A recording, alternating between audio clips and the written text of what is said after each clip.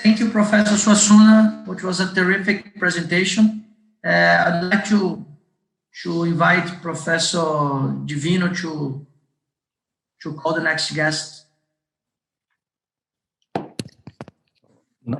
Now I'm in trouble. The next guest is Dr. Racine David from South Africa, a dear old friend of mine, and with exceptional work in South Africa with nephrology, a young group of doctors and older doctors doing a great work in South Africa. I'm really proud of knowing you people in South Africa. Go ahead, Racine. Thank you, José.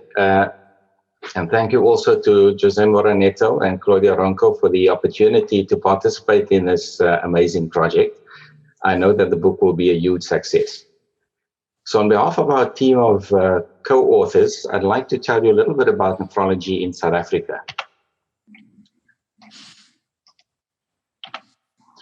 So we are a country of approximately 60 million people. South Africa has these 9 provinces and 11 official languages.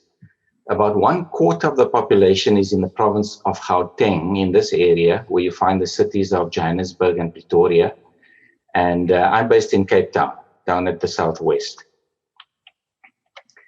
We're classified by the World Bank as an upper middle income country with a GDP per capita of about $6,500 US. But we struggle with many challenges, including high levels of poverty and inequality. We have a Gini coefficient of 0.63, unemployment of over 30%, and lots of infectious diseases as well as the usual NCDs.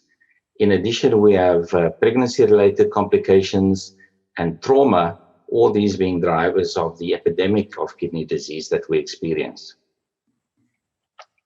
Now, a few milestones in nephrology. You'll have to look at the chapter for more, but these are some of the highlights that I'd like to pick out. In 1957, we did our first hemodialysis. This was done by a general practitioner from Krugersdorp, a town near the city of Johannesburg. In 1966, Tom Starzl and Bert Meiberg did our first kidney transplant. In 1967, we established the South African Renal Society, as well as the National Kidney Foundation. In 1970, the Transplant Society was established, and in 1977, the South African Dialysis and Transplant Registry. This registry ran into resource problems, and there was a period of about 20 years where we had no data at all on kidney replacement therapy in South Africa, until we re-established it as the South African Renal Registry in 2012. And since then, we've been placed in the under-resourced public sector versus a well-resourced private sector. So it seems as though the quality of care is good in the public sector, but the access is really the big problem. So let's talk a little bit about human resources, and this is from Mohammed Hassan's +1 paper on, it's a mixed method study of human resources focused on nephrologists in South Africa. Our mean density for the country is 2.5 nephrologists per million population. So that's really quite low if you compare to the other regions of the world. And even when you compare us to countries with a similar economy, we score quite low. So much lower rates than countries like Egypt, Brazil, and others. And when you look at the distribution of nephrologists within the country, there are further disparities. I won't take you through this in detail, but for example, the highest density, 4.6 per million, is in the province of Gauteng. That's where we find Johannesburg. And just above it, the province of Limpopo has 0.2 nephrologists per million, just a single nephrologist in the province, which houses 5.8 million people. So a large shortage of nephrologists in South Africa. In terms of training, we have good training programs. It's a 2-year training program. People first have to qualify as specialist physicians or internists or pediatricians before undertaking further the 2-year training in nephrology. Most of our nephrologists are competent in doing native and transplant kidney biopsies, at inserting temporary HD catheters. About 20%, a quarter or thereabouts, are competent at inserting tunneled catheters, perm cats. Just more than half are able to insert the Tinkoff catheters at the bedside, and also just more than half are comfortable doing kidney ultrasound. So the report or the conclusions from the study, as I said, there was a quantitative as well as a qualitative element. In general, South African nephrologists, although few in numbers, are happy with their chosen profession and would encourage younger colleagues to follow that as a career. Our numbers are grossly insufficient, especially in the public sector, where we need more government-funded posts for nephrologists as well as for nephrology trainees. As a result of the low numbers, the workload is high. In the private sector especially, people are concerned about policy changes like the National Health Insurance, which is coming soon, and a few colleagues are considering emigration or early retirement. Finally, just a word about nephrology education. We are quite heavily involved in the ISN's fellowship program, and to date, more than 70 ISN fellows have been trained who have come from other African countries, and 2 have come from Nepal. In addition, more than 30 pediatric nephrologists have been trained in South Africa, mainly funded by IPNA and the ISPD. We also participate as ISN educational ambassadors, and we've made a big contribution to the Saving Young Lives program. South Africans have also been involved and sometimes led international guideline work groups and consensus conferences. And I'd just like to make mention of Sarla Naika and Minyan McCulloch, who were awarded the Roscoe Robinson Award for outstanding contribution to nephrology education.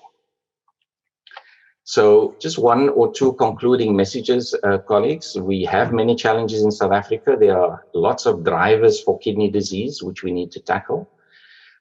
Because of the poverty, the other infectious diseases, we have many competing priorities and therefore serious resource constraints to providing comprehensive kidney care. However, nephrology is a well-developed specialty with a good training and an enthusiastic cohort of nephrologists. We have strong national organizations and good links with our brothers and sisters in the rest of Africa and beyond. Thank you very much. Thank you very much, Racine. Excellent presentation. And even with its constraints you have in South Africa, you are a generous very generous country in relation to other countries to share your knowledge and train people. Thank you so much.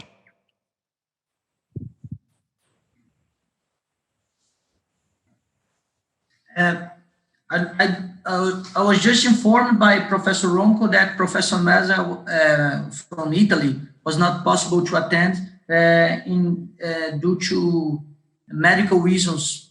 So that's the reason he could not join us today. Okay, so I'd like to call our next guest. It's Professor Robert Kalezebula from the Makerere University College of Uganda. He has presented as a very well-written chapter that offers another perspective, so I recommend all of you to read it. Please join us, Robert. You have 10 minutes.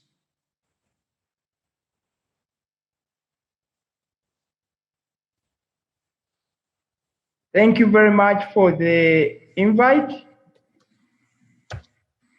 I would like to thank the organizers who have made this possible. Sorry.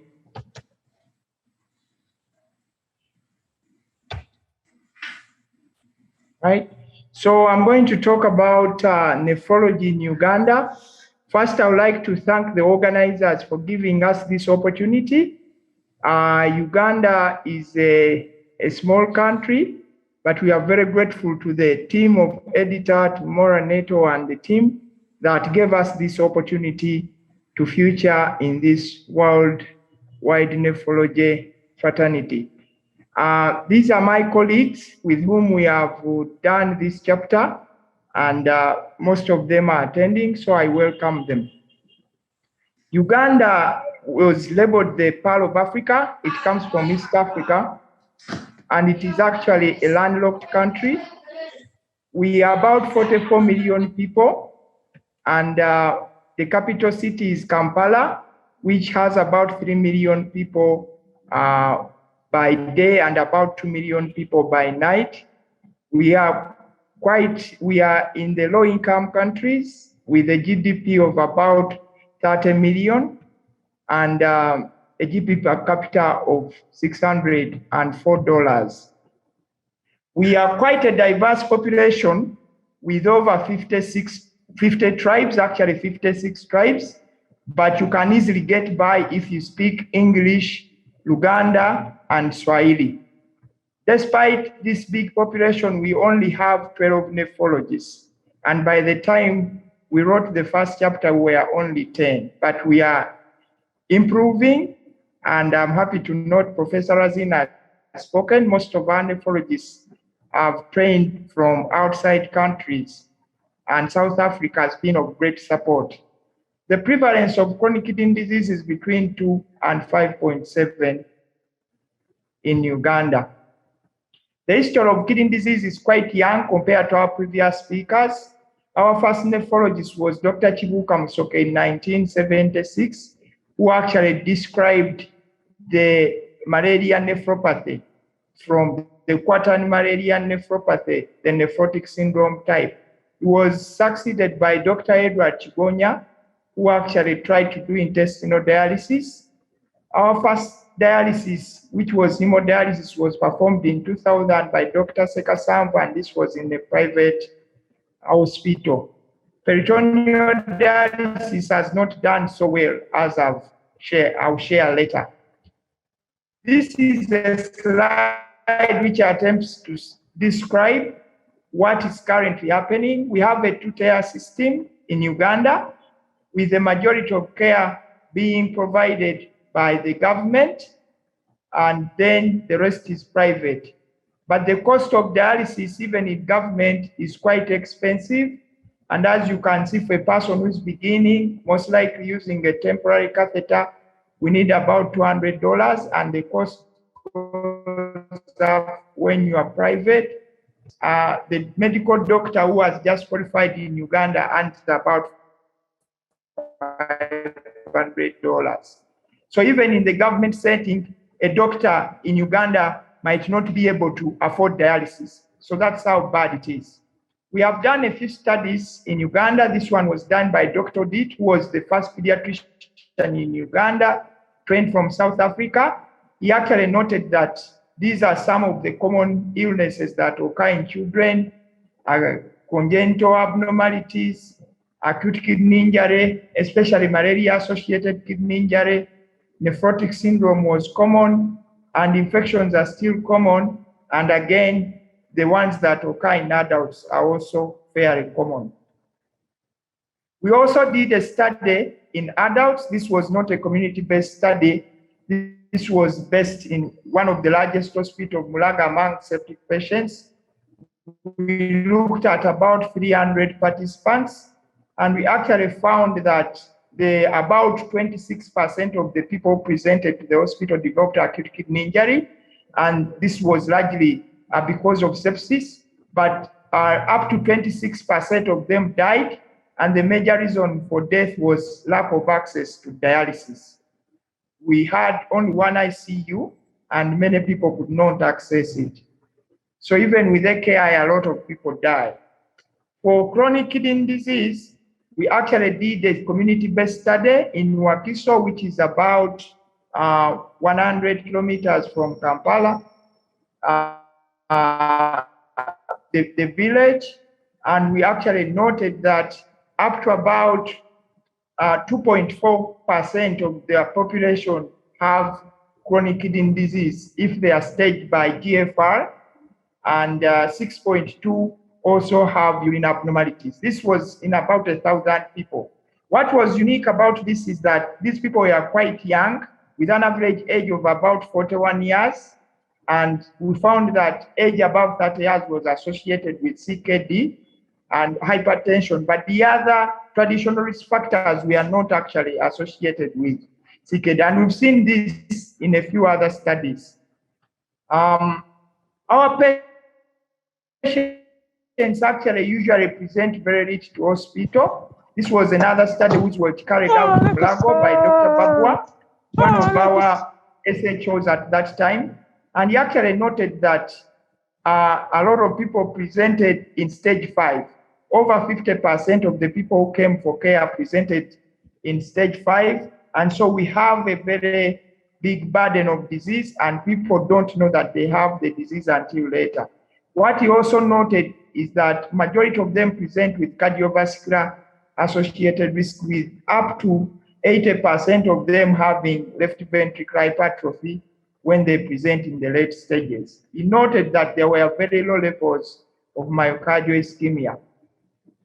The hemodialysis in Uganda, we basically have only hemodialysis. As I said earlier, we have 12 nephrologists in the country, and we, until recently, we had only 52 dialysis machines. This has improved to 70 in a country of about 120 districts. And the majority of these services are run by nephrologists. Peritoneal dialysis was off to a very challenging start when it was initiated in 1995. And of course, we did not do very well because of peritonitis. This has been revived after South Africa has helped us to train pediatricians.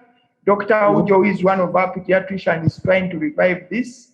We tried to use the Sustainable Kidney Foundation, but there was no good political will.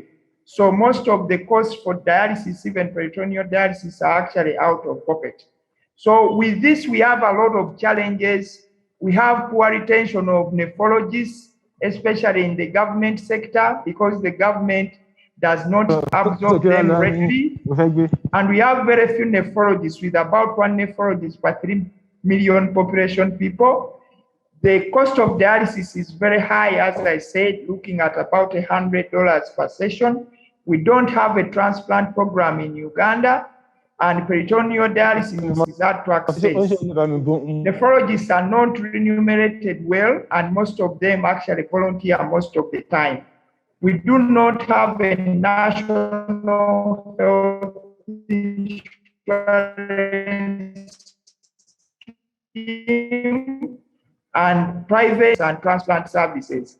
And we only have the dialysis centers outside of Kampala, and all the rest are in Kampala. So when you get kidney disease, you have to migrate to Kampala for treatment. And this is out of pocket. We have tried to do something about it. In 2012, we started the first national body, the Uganda Kidney Foundation, which has a mission of preventing kidney disease and increasing kidney awareness in Uganda. We often organize awareness campaigns, CMEs, and we celebrate the World Kidney Day together with the government. We do a lot of media campaigns. We have actually visited the Parliament of Uganda. Photo there is our speaker in Parliament. Try and gain access to dialysis. We do patient advocacy and go on radios, TVs, and outdoor activities to ensure that people learn about kidney disease and continue in its prevention. As we move forward, our goal is really to scale up services to those who need them. We are trying to enlist political support, and have been visited by a few members.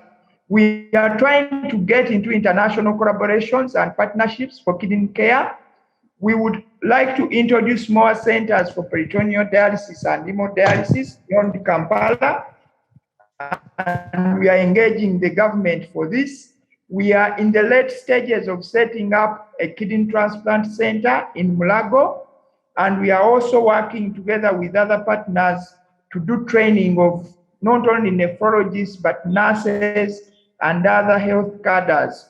We would like to employ the use of technology and also pursue the issue of health insurance, which we hope will increase access to kidney health. I would like to thank my colleagues, especially the members of the Nephrology Worldwide, who have given us this opportunity. And I would also like to thank my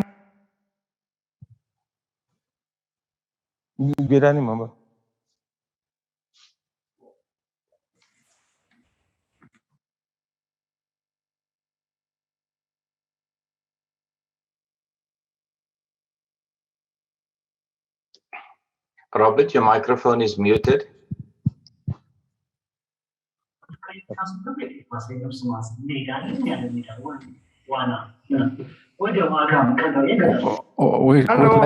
Would like to ask people to close their microphone and let only Dr. Robert have his microphone on. Thank you very much. That was the presentation.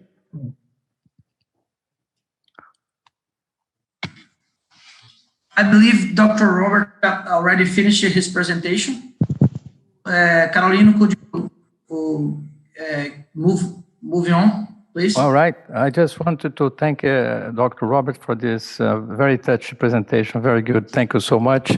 And now I'll invite Professor Ebun Ladipo Bamboye from St. Nicholas Hospital, Lagos, Nigeria, to make the presentation. Please, Dr. Ebun.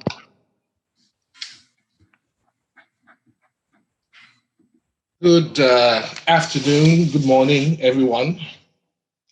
And like earlier speakers, acknowledge and thank Moura-Neto and the other editors for inviting us to be part of this excellent project. I'll be speaking on behalf of my co-contributors to this chapter on nephrology in Nigeria.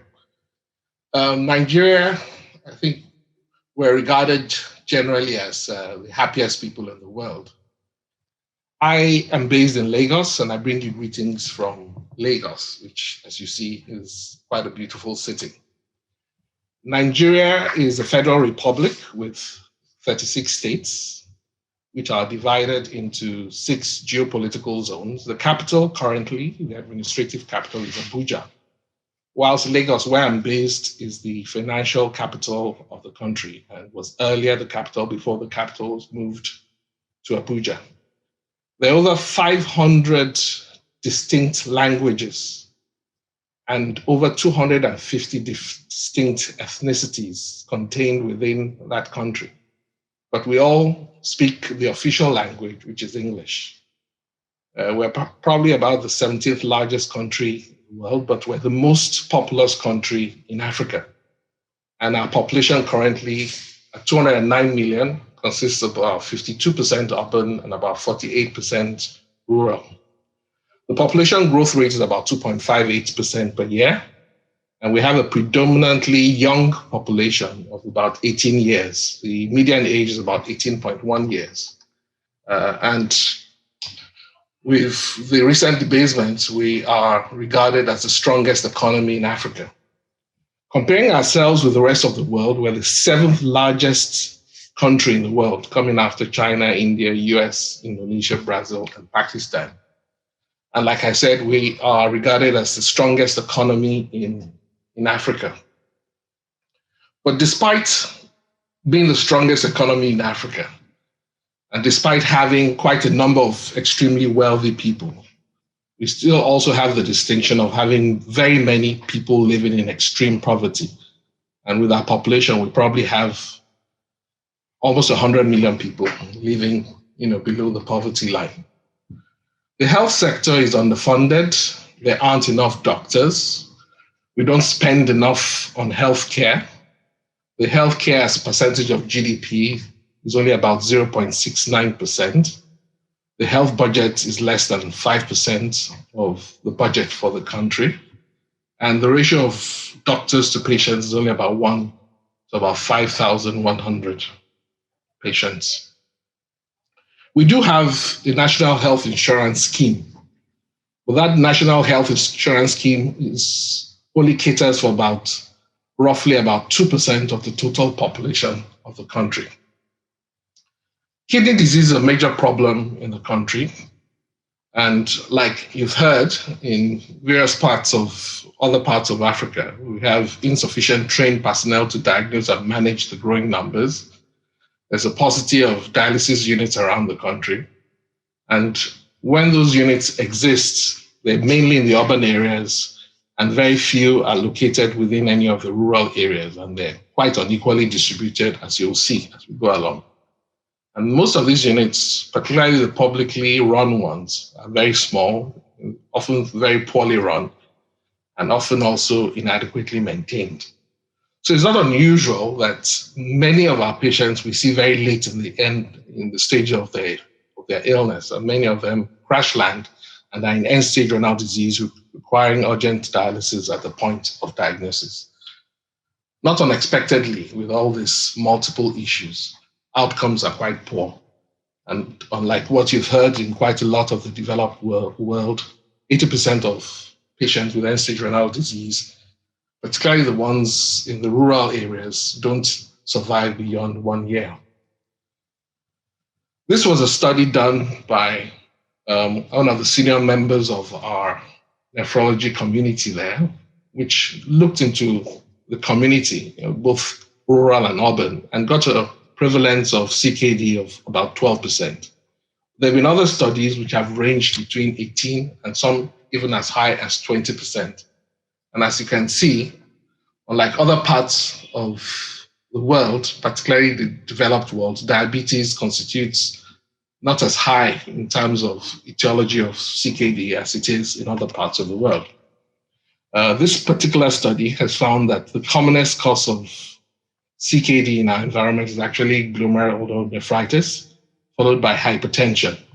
But what we're observing is that the prevalence of diabetes as a cause is progressively increasing with increased urbanization and obesity that's been observed in our communities.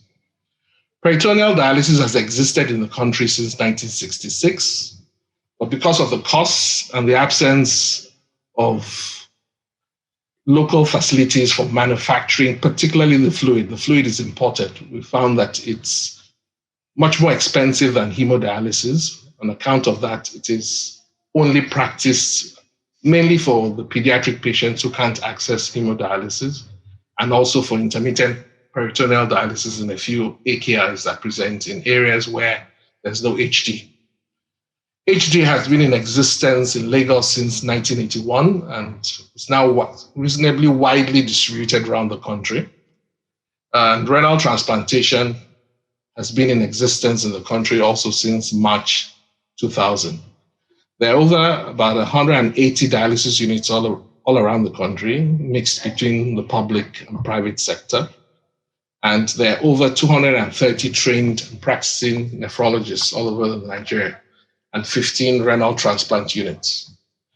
This map, which divides those dialysis units into the 6 different geopolitical zones. And what immediately becomes evident is that there's almost like a north-south divide, with fewer units up in the north and much more units, particularly in the southwest part of the country.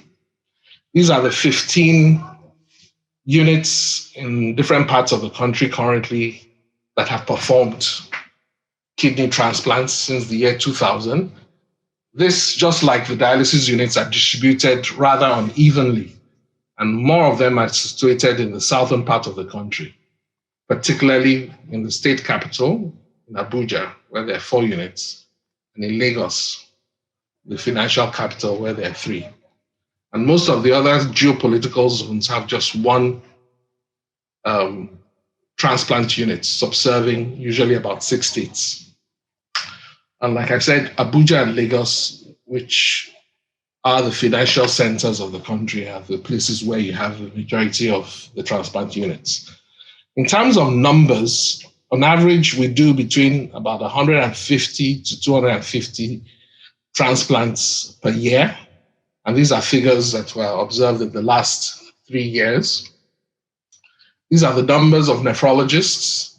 Majority of them are male, 173 of them, and about 54 are females. So about 230 nephrologists distributed amongst 200 million people in the country, which gives us a number of just a little over 1 nephrologist per million population in the country.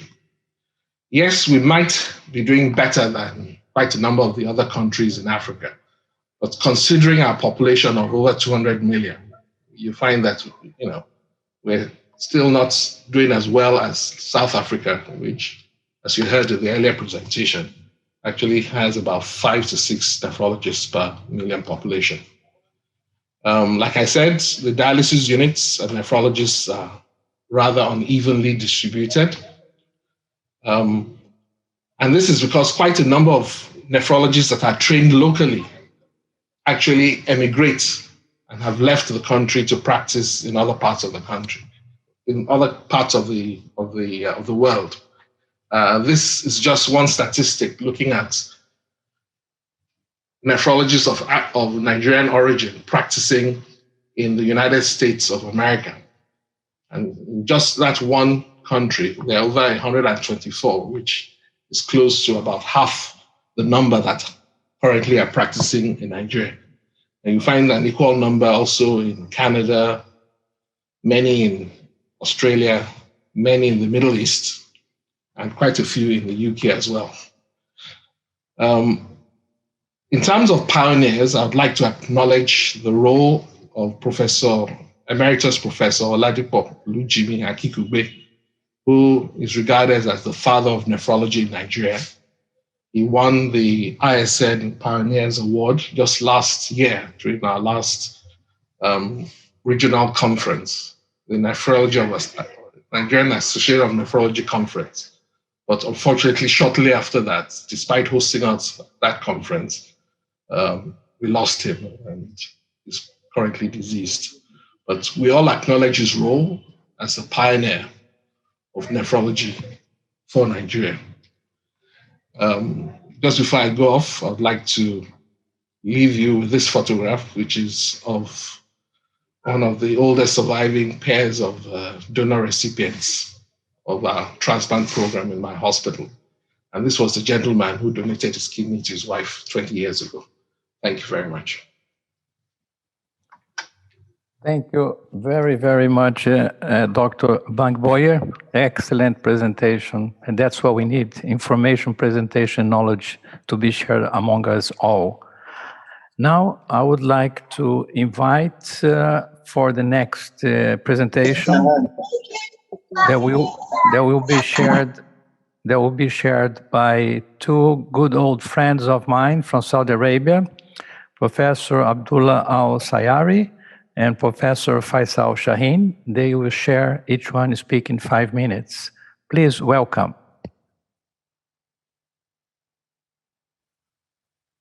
Thank you very much, José, for this introduction. And I hope that Dr. Abdullah will be with us. First, I would like to thank my co-worker in this important project for the Saudi Arabia to be involved in such amazing book about nephrology. And I like to thank you all for inviting me to talk today. The talk is supposed to be given by my friend, Dr. Sayari, and Prof. Sayari, and he is also the authors, and I am the co-author with Dr. Saud Al-Rashid and Faiz Al-Hijali. And the output of this result mainly it is the work of all the Saudi nephrologists, and the nephrology in the kingdom. It is well established long time back. Maybe the only part in the kingdom in section in medicine which is very well organized since the 80s. We started to have what's known as National Kidney Foundation in 1984, and we were collecting all the data since then, and this National Kidney Foundation transferred to be Saudi Center for Organ Transplantation after that. During all of this period, we have all infrastructure, we have registry of the patient, we know exactly where the patient be treated, and also the management how to do it through a lot of committees. I will just start to show the first things in my talk about the wide area of the Saudi Arabia, which is quite wide area, and that's even. You're not seeing the slides. Can you put the slides on? Okay. Wait a moment. Share the screen. Let's wait. Okay. Sorry for that. No problem. It's not. Okay.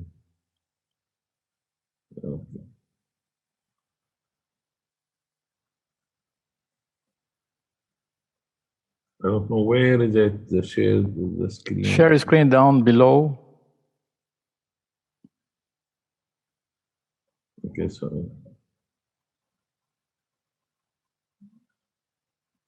Can I go out of this and come back again? Sorry, okay.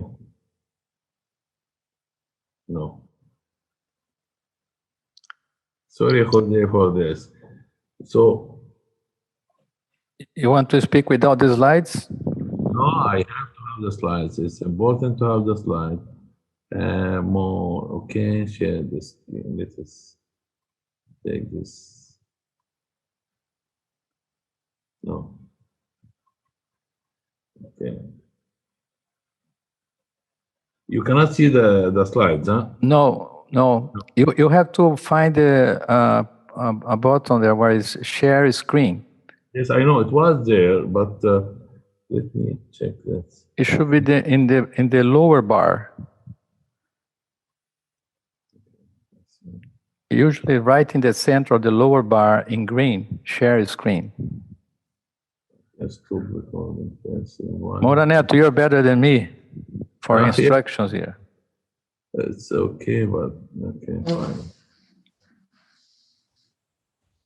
There's a group in the lower part of the screen.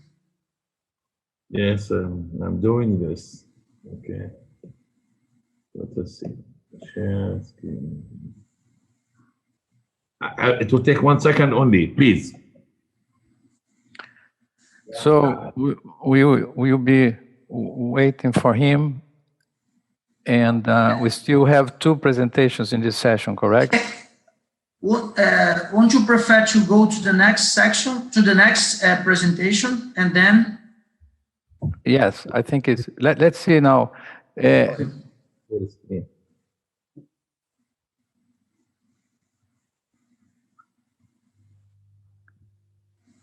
Share screen. Yeah. This is the hand of surgeon, Jose. I am surgeon. It's the face of the Father. Good. Thanks him. Excellent. Thank you. He's a young guy, transplant surgeon. That's why he can do it. Following the Father's steps. Yeah. Ask him to stay there to help you because that's okay. All right. It's okay. So I move like this. How can I move? Slide by slide. You don't like to waste the time. You go up like Okay. that. That's an open one.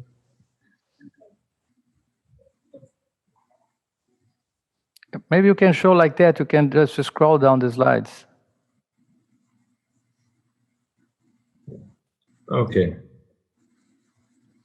I think I'm doing fine now. You can see it now, Jose? We can see them. I think you can do like that. If you can pass them, I think it will be okay. Let's see how they look like. So Next the background. Yeah, we can see it. We can see it. That's good. The Kingdom of the Saudi Arabia it's a big country. That's why even the facility of the dialysis and transplantation, it is not easy. It needs organization, a big organization to do that. We are 2,150,000 kilometers, and our population is 33.4 million. And we have one of the highest prevalence consanguineous marriage, therefore a high prevalence of the kidney disease inherited through recessive mutations. What about renal replacement therapy prevalence and the incidence? In 2017, we have around 18,270 patients in hemodialysis and 1,389 in peritoneal dialysis, and 9,810 patients were followed after functional kidney transplantation. So in this, the prevalence of the hemodialysis, all type of the renal replacement therapy was 863 per million population for hemodialysis, 802 for BD, and for transplant 61 per million population. And so we have high incidence of renal replacement therapy. We have a high incidence also of the patients who get a transplant and we have a problem with some other chronic disease which lead to end-stage renal disease, especially diabetes and hypertension. And I'm going to emphasize or to stress about the diabetic and hypertension, and also their prevalence in CKD patients and prevalence in dialysis patients. And you can see here from this slide that in 1980, the prevalence of diabetic nephrosis in hemodialysis was very low, and it started to increase more and more. And the last year, the incidence of hemodialysis, of diabetes and hypertension in hemodialysis patients was almost 50%. So as I said, that the prevalence of diabetic nephropathy increased from 2 to 6% in 1983 to 16 to 25% in 1999. So it is almost 4 to 8-fold. For sure, this is because of sedentary life, because the people start to be more lazy, no exercise, become obese more, and this incidence, it is significantly high, from 2% to 44% over the same period of time. This is diabetic nephropathy. Interestingly, that if we have some patient who had diabetes with the serum creatinine 165, this patient, usually 57% of them will require dialysis within 2 years only. So this means that when the patients come to us as a nephrologist with diabetes and diabetic nephropathy, usually they have a big problem already the kidney being damaged, and that's why they will require dialysis very soon. Again, regarding the hypertension again, it is important, one of the important factors which are affecting the kidney patient, and prevalence is 26.1%, and in male it's more than female. And in one of the recent paper that showed that overall prevalence found to be 25.5%, with only 44.7% of them aware that they are hypertensive. So many of our patients that come to us presented with hypertension, and they are not aware, or they just ignore that they being hypertensive and not taking medications. So again, compliance of the patient is very important, also factor which increase our rate of patients who require dialysis. So the predictor of the hypertension, usually they are more in male, and urbanization, low education, low physical activity, obesity, diabetes, and hypercholesterolemia. And there is another study which showed that the Saudi hypertension, they found that 44.4% have uncontrolled systolic blood pressure, and 34.8% had uncontrolled diastolic blood pressure, which again, even if they know that they're already hypertensive, still they are not taking medication, are not following instruction, they are not reducing their weight, they are not doing exercise, and that's why their blood pressure is still high even in the clinic.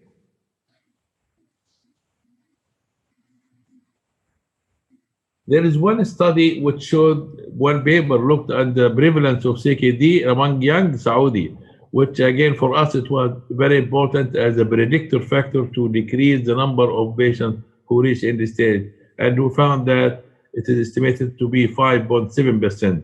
I know myself that there are 2 other studies going on now to check all the people from the school, primary school, secondary school, and to see exactly how prevalence of CKD in those patients. What about transplantation?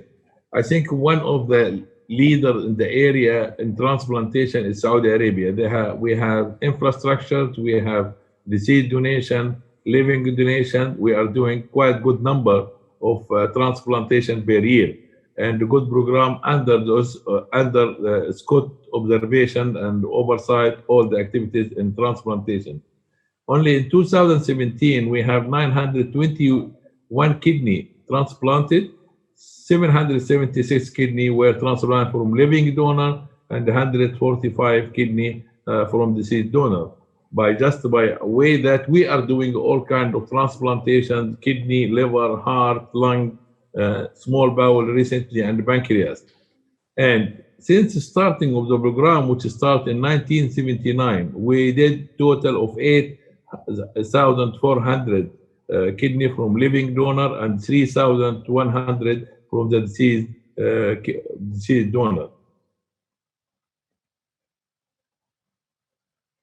What about the biopsy which been done for our patient, adult patients? We found that 72.6% was primary glomerulonephritis, focal and segmental glomerulosclerosis, and membranous proliferative glomerulonephritis were the commonest type, 21.3% and 20.7%.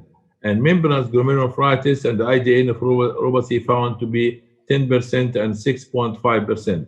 This picture changed recently. Actually, we started to have maybe IgA prevalence increased progressively in the last, and the membranous proliferative as well, and the lupus nephritis. This picture changed. Maybe we are doing more biopsy now. Any patient with impaired kidney function, we started to have biopsy and discover more disease, and that's why the incidence of such glomerulonephritis is changeable. This is the Scott, which is responsible. This is the picture of Scott, which is responsible about all the transplantation activity in the kingdom. And this showed that the dialysis center, when we start in 1972, it's increasing markedly. We reach up to 250 centers now. This is the dialysis centers, more than 220, 230, and the transplantation increasing. Peritoneal dialysis started to be unstable, not more than before for the last 4 or 5 years, because we start to have what's known as outsourcing of the hemodialysis. So the people start to think more about hemodialysis, not BD. But in some states, we were in shortage of hemodialysis slot. That's why the BD was increasing. Hopefully, we will pay attention more in the future about the BD.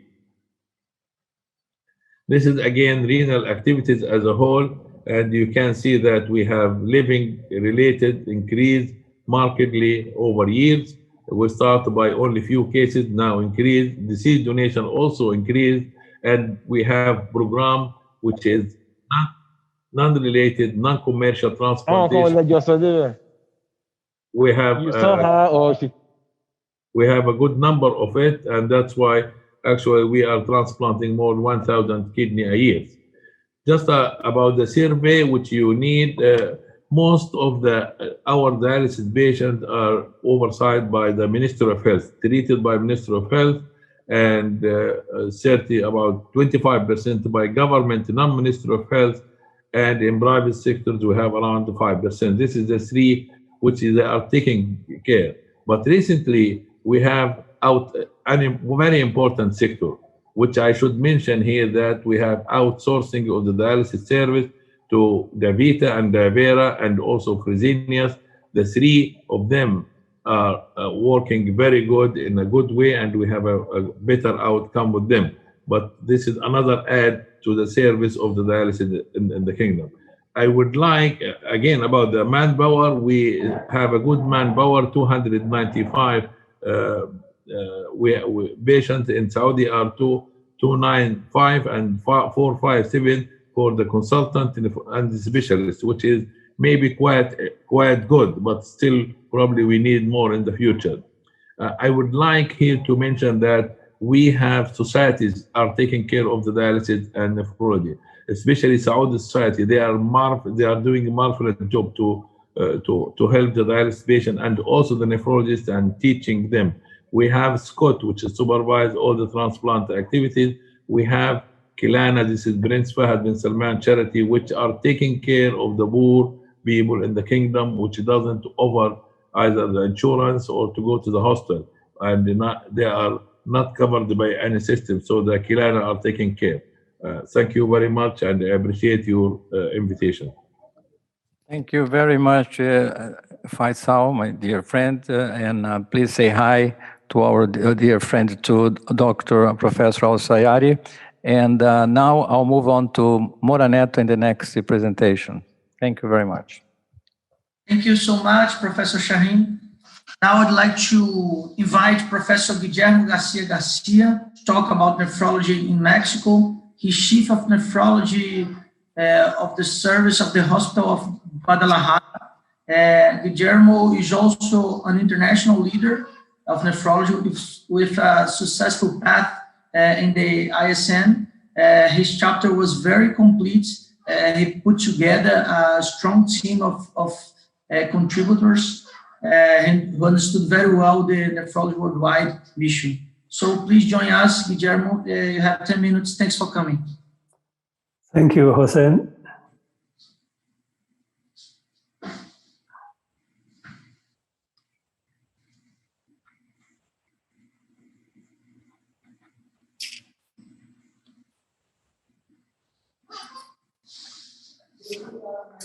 Can you see my screen?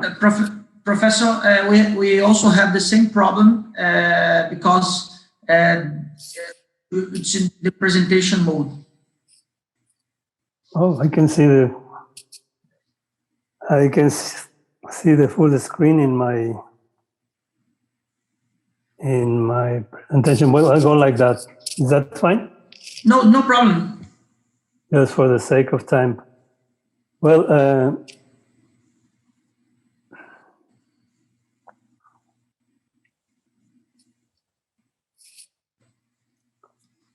Well, first of all, I'd like to thank you for the invitation, and I thank the editors, José Moura-Neto, José Carolino, Divino, and Claudio Ronco for the opportunity to share information on the practice of nephrology in Mexico.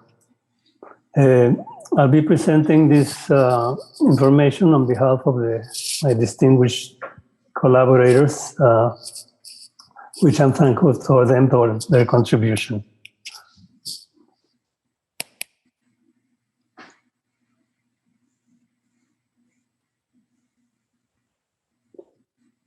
Well, over the next few minutes, I'll be presenting information on the pioneers of Mexican nephrology, our country's general data, epidemiology of CKD and treated ESRD in our country, disparities in access to renal replacement therapy, nephrology manpower, reimbursement, and the obstacles and perspectives of Mexican nephrology for the future. Well, regarding the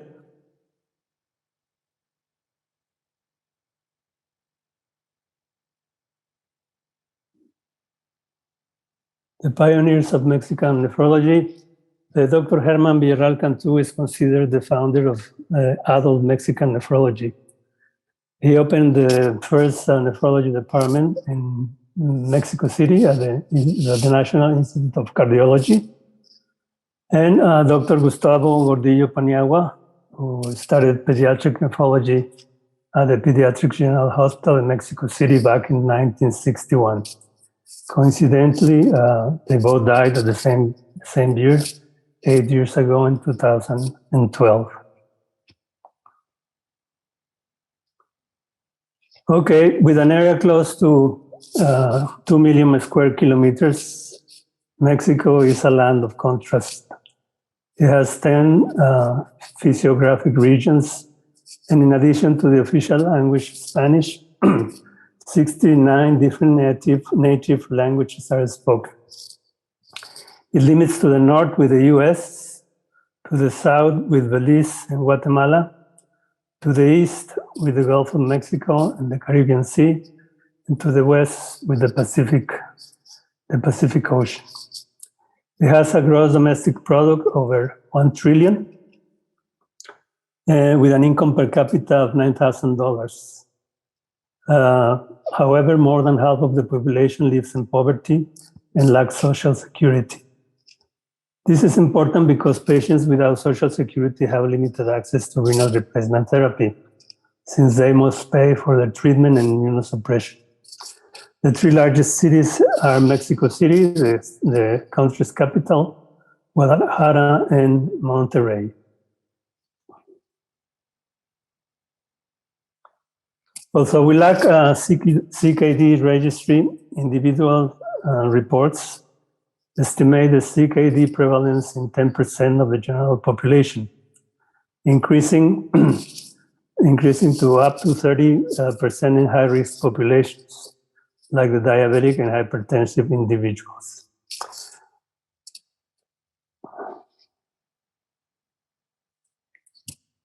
The incidence and prevalence of treated ESRD has continued to increase over the last 2 decades. Also, we lack a national dialysis registry based on data from the Jalisco registry. In 2018, it was estimated an adjusted annual incidence of over 500 patients per million populations, and an estimated prevalence of close to 800 patients per million populations, among the highest in the world. And the main cause is diabetes. Once a leader on PD utilization, the proportion of patients on PD has decreased from 80% in 2003 to less than 50% in 2018. This change was driven mainly by industry. Kidney transplantation began in 1963.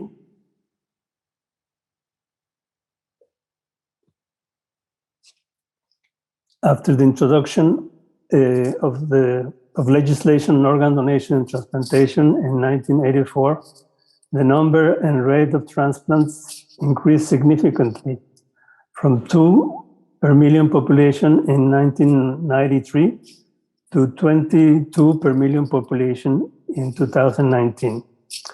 However, kidney transplantation remains a family affair. Over 60% of all kidney transplants were performed using living-related donors. And also, diseased kidney transplantation represented 27% of all kidney transplants. The rate of 7.2 deceased donors, the rate of 7.2 deceased donor transplant per million population remains among the lowest in Latin America. The cause of this lower rate is multifactorial.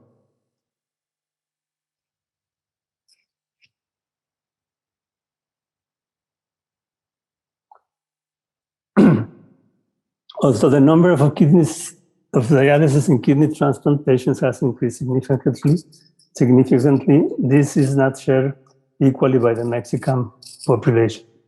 In 2015, the treated incidence and prevalence of rates among the insured populations were significantly lower compared to the insured population. The incidence rate is almost 3-fold lower, and the prevalence rate is almost 7-fold lower than in the insured patients. The same happens with the access to kidney transplantation. Also, over the last decade, the number of transplants has increased. This is mainly by the insured population. And the transplant rate among the uninsured remains significantly low at 10%, on a rate of 10 per million population. Regarding the nephrologist manpower, at the end of 2019, there were 1,500 nephrologists. 80% were certified, and 82% were adult nephrologists, for a rate of 9 nephrologists per million population. The number of fellowship program has increased from 14 in 2003 to 30 in 2018. Largely by the adult nephrology programs, which represent 80%. And the fellowship duration is 3 years for adult nephrology and 2 years for pediatric nephrology. The minimum prior training requirements for adult nephrology are 2 years of internal medicine, and for pediatric nephrology, 3 years of general pediatrics. The geographical distribution of nephrologists is totally unequal. Almost 60% of the nephrology manpower is located in 3 locations: Mexico City, the state capital of Jalisco, Guadalajara, and the state capital, Jalisco, of the state of Nuevo León, Monterrey. And the lower rates are seen in Durango and most of the southern states of the country.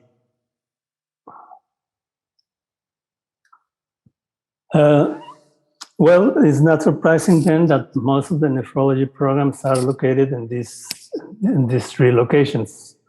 Almost 60% of the adult nephrology fellowship programs are located in Mexico City, Jalisco, Nuevo León, and 70% of the pediatric nephrology fellowships are located in Mexico City.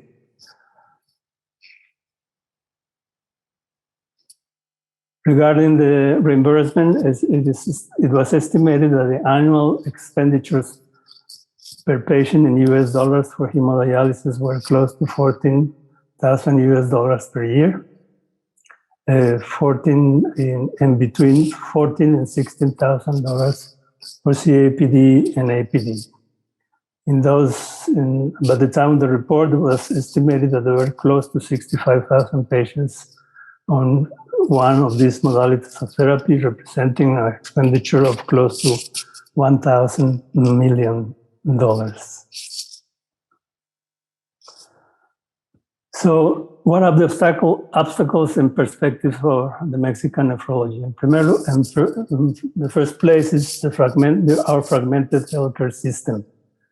Also, the dismantling of the popular health insurance called Seguro Popular, and its replacement by the Institute of Health and Welfare has left a vacuum, which raises the uncertainty of the future of renal replacement therapy for the uninsured population in Mexico.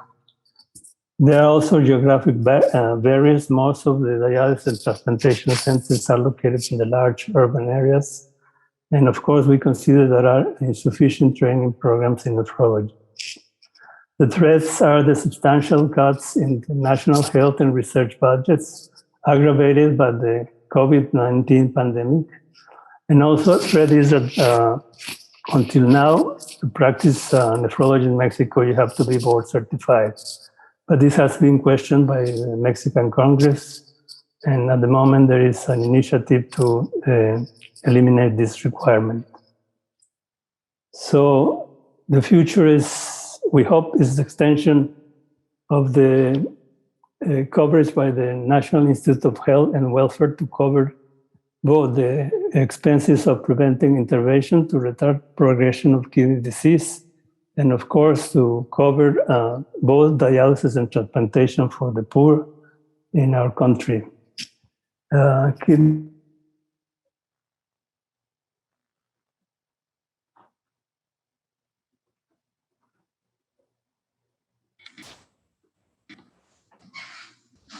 I believe that we're not listening, Professor Garcia.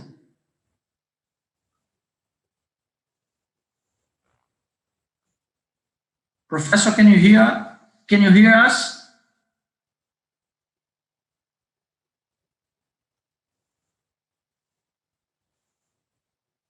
So it was an excellent presentation. I believe that we can go to the next. Carolino, would you like to invite the next one? Yes. No, I believe that Professor Garcia is back. Garcia is back. We are not hearing you, Professor.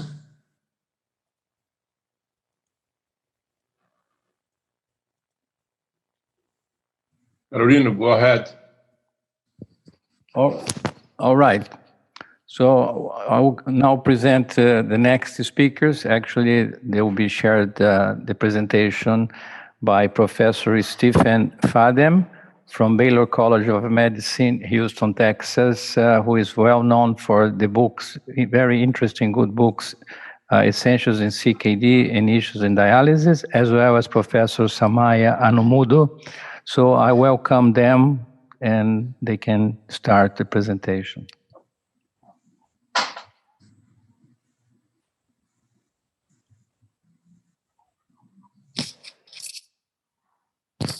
Professor Fadem? Yeah, Can you hear me okay? A little bit Yes. low. Can you hear me now? Now it's good.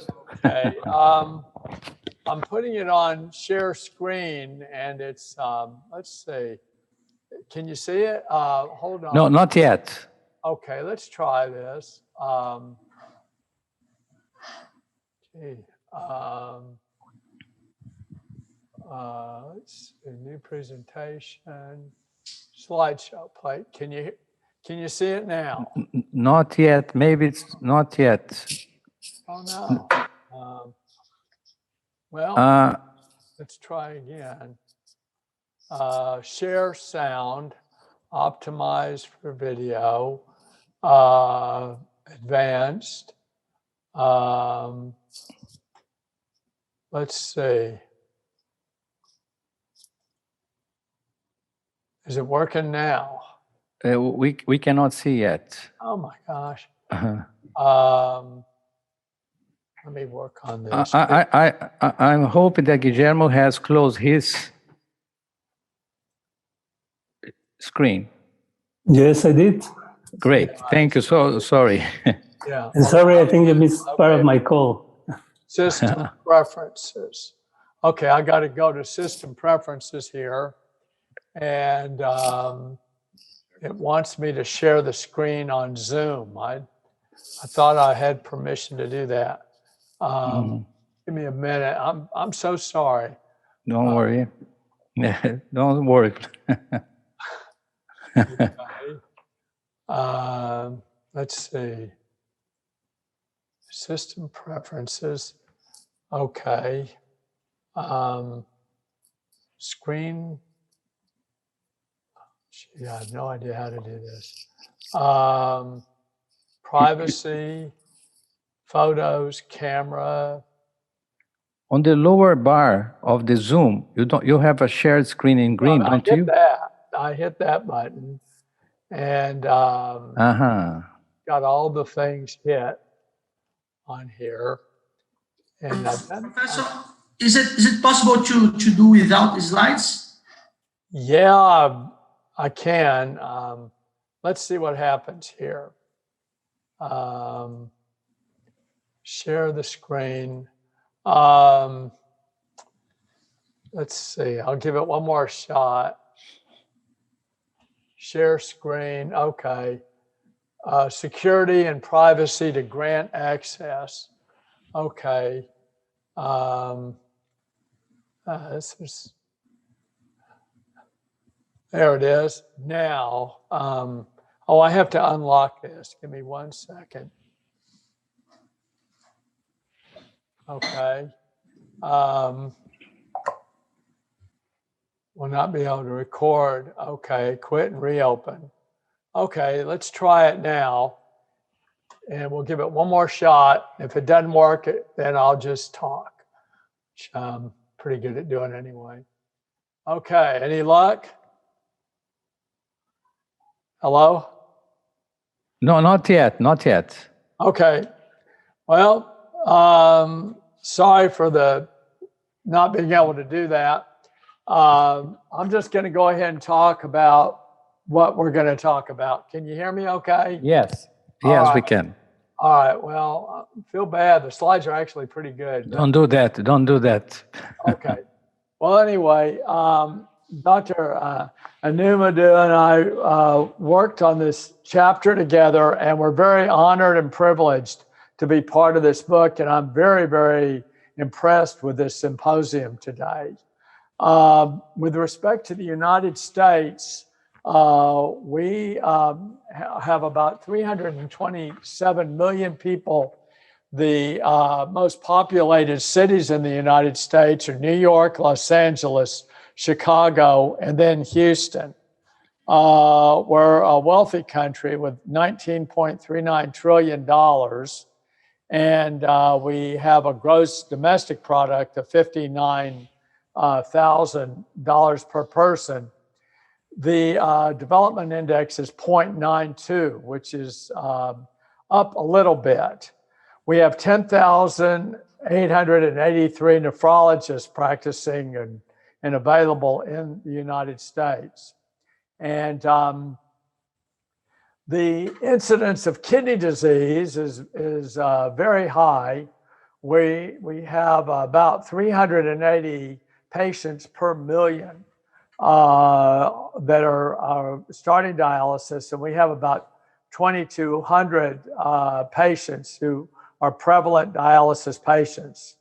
The total number of ESRD patients total is in the 700s, thousands, but we have around over 520,000 patients who are on dialysis. The majority of them are on hemodialysis. Unfortunately, peritoneal dialysis, despite our efforts, is only about 50,000 patients right now.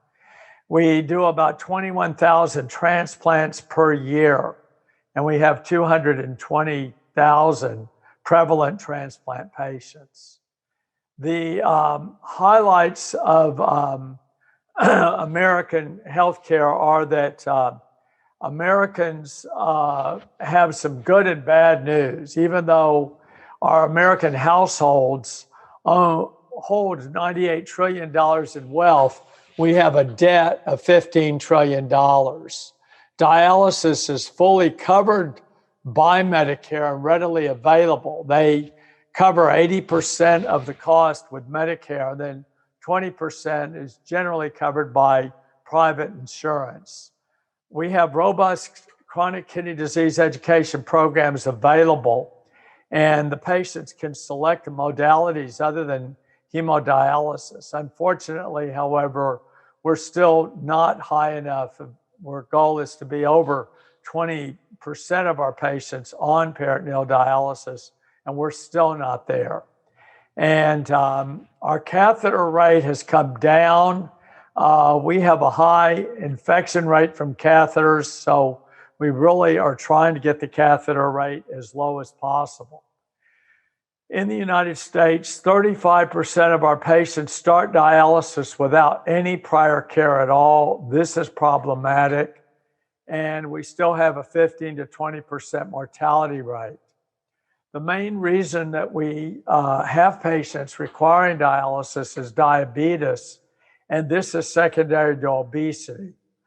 Obesity is caused because although food is plentiful, Americans don't eat properly. The American diet is not as healthy as diets in other parts of the world, and it can potentiate kidney disease. And in our country, kidney disease is the 10th leading cause of death. We also have problems in America, the opioid crisis, high inner city crime rate, racial disparities, and COVID-19. So we pretty much have our hands full with trying to solve a lot of problems. 50% of our patients start dialysis with a GFR of 5 to 10, and 29% with a GFR of 10 to 15 cc's per minute. The average age of patients that start dialysis is 64 years. The good news is at the end of 2 years, 71% of our patients have a fistula.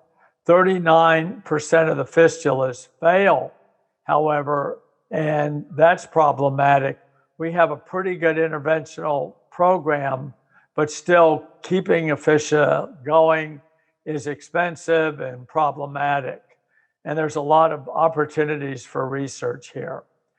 20% of our patients have an albumin less than 3.5 grams. That does not mean that they're not eating well. It means that they have a high index of chronic disease.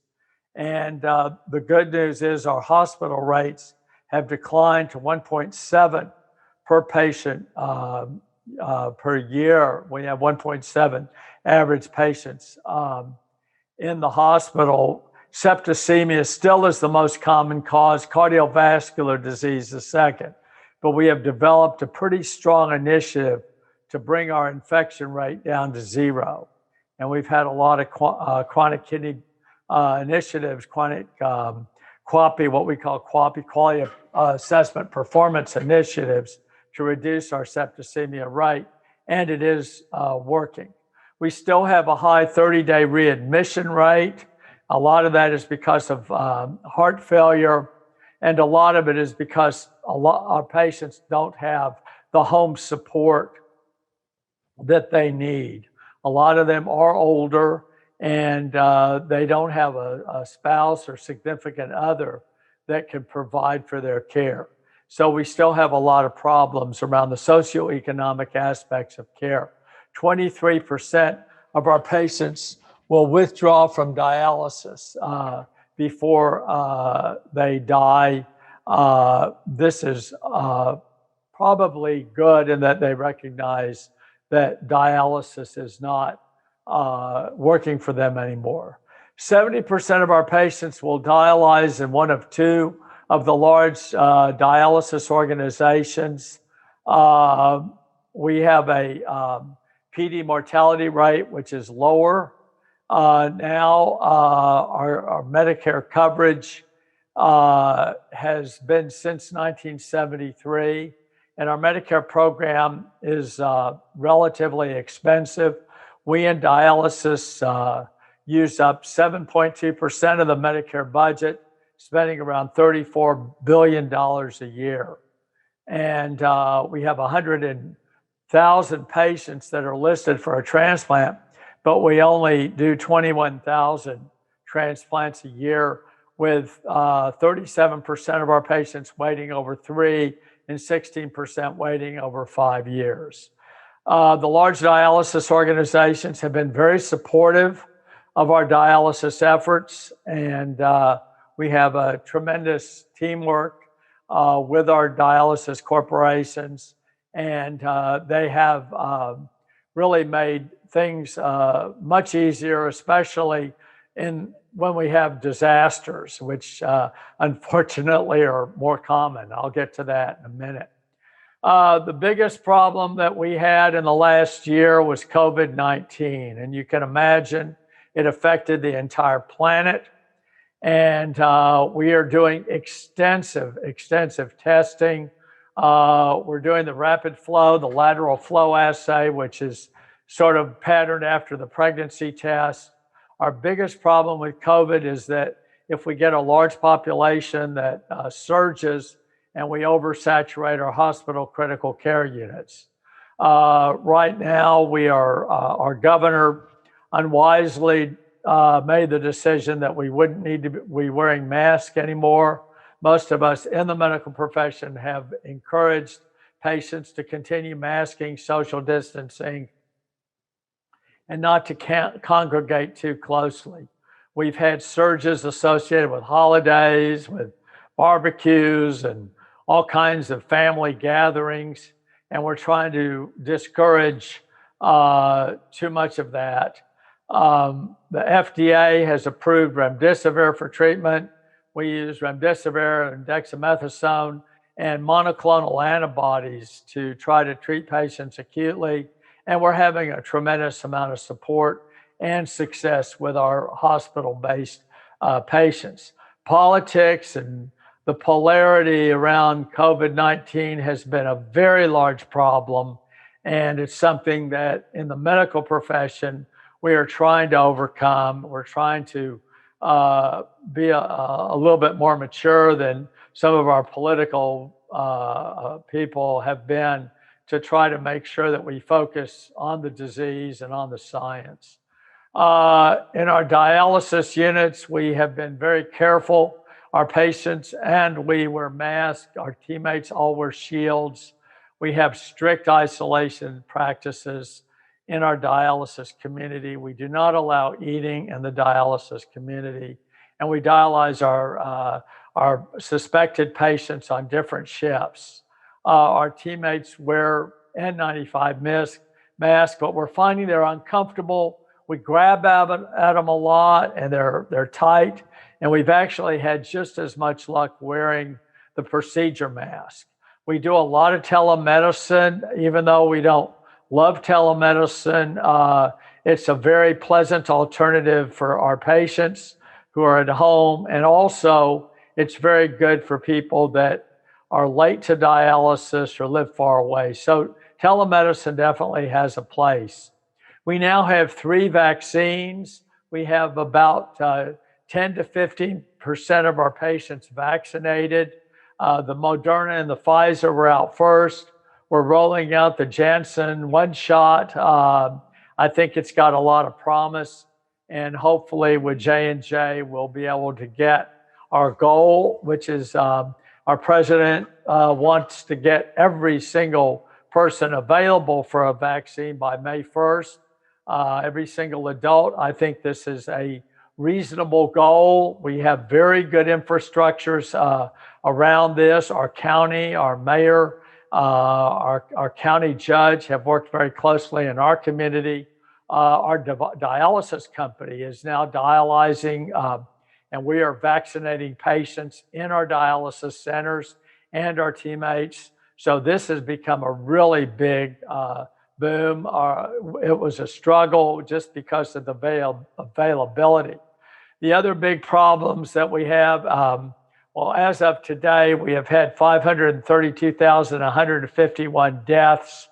And in the United States, we've had 29,330,642 deaths or cases, and 532,000 deaths. So we are sort of on par with some of the other countries on that.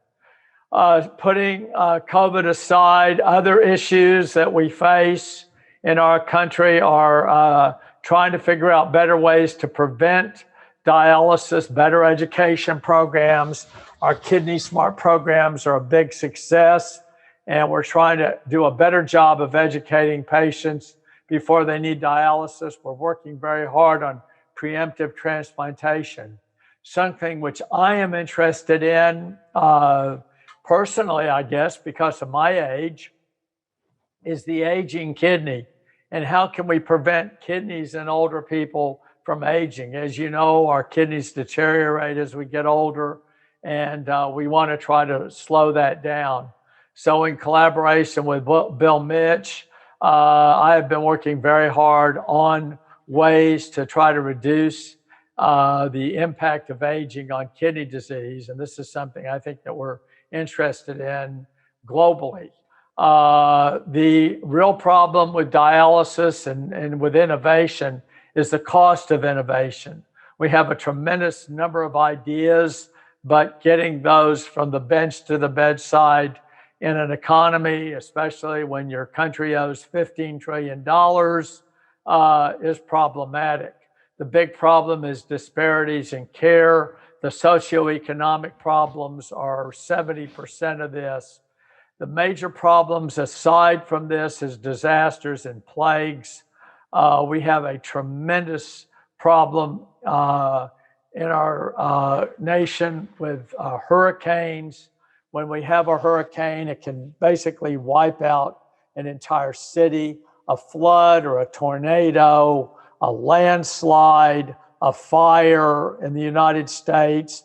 All of these have been very, very destructive. I was on an ASN panel on disasters, and I felt sorry for us in Houston until the guys from California started telling us that while they were in the emergency room, their homes were destroyed by fire. So this is only going to get worse. It's the product of global warming, of climate change. This is a real problem. When you have 51 inches of rain in 3 days and you see a number of dialysis centers in your city totally destroyed, you realize that global warming is something that we cannot ignore, and we are trying to deal with it as first responders and also trying to be good citizens of the global community. I want to thank you all very much for allowing me to participate in this program. Dr. Anunu was on call last night, and so she's worn out, and so she asked me to sort of bear to do this, and I'm honored that I got to do it. So thank you all very much. Thank you very much, Professor Fadem. Was excellent update on the situation in the biggest country in terms of dialysis in the world. And you were very brave to, with no slides, to keep our attention during this time with a very, very interesting presentation. Thank you so much.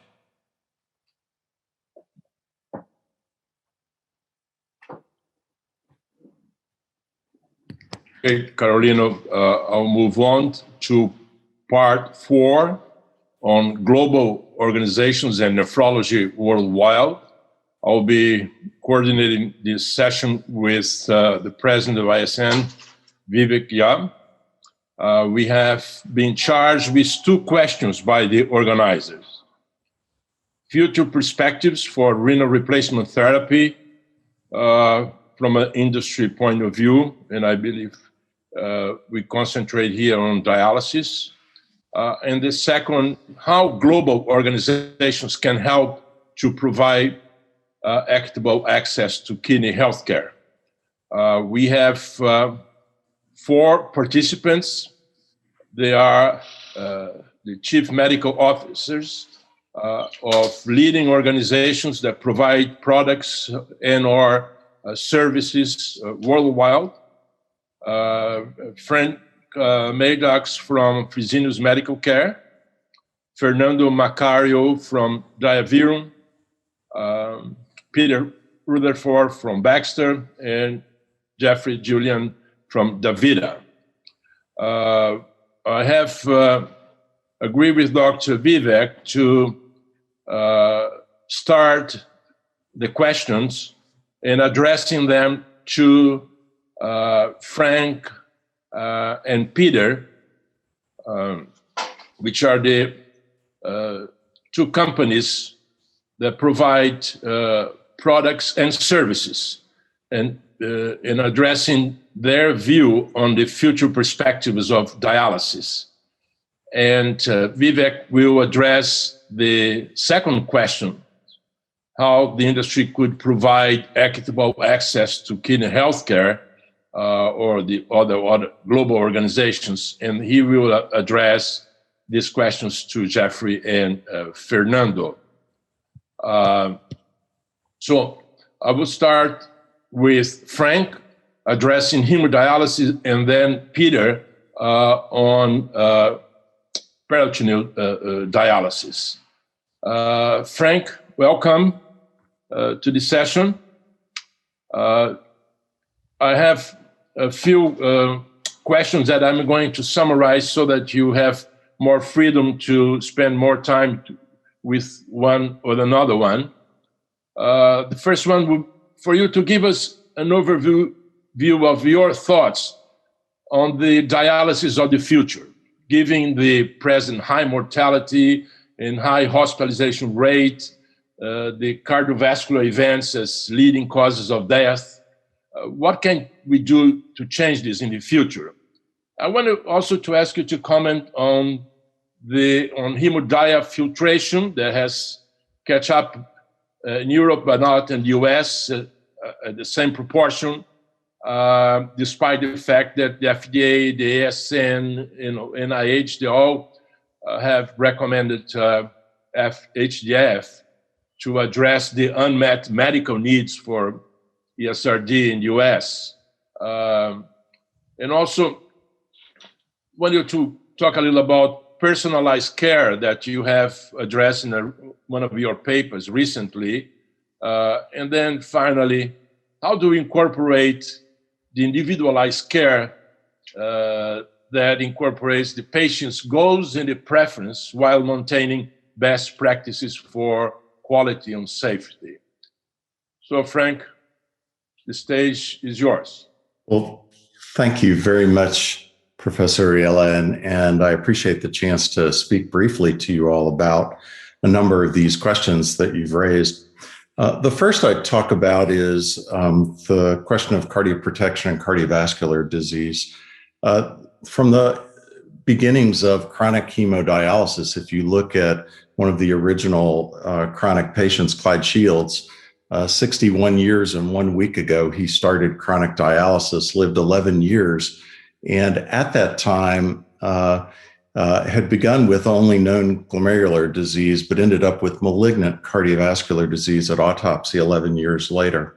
And today we see 80% of our patients with a clear cardiovascular diagnosis. We see 51% of the deaths that we see with cardiovascular related deaths, other than this year due to the pandemic, which is likely an anomalous year.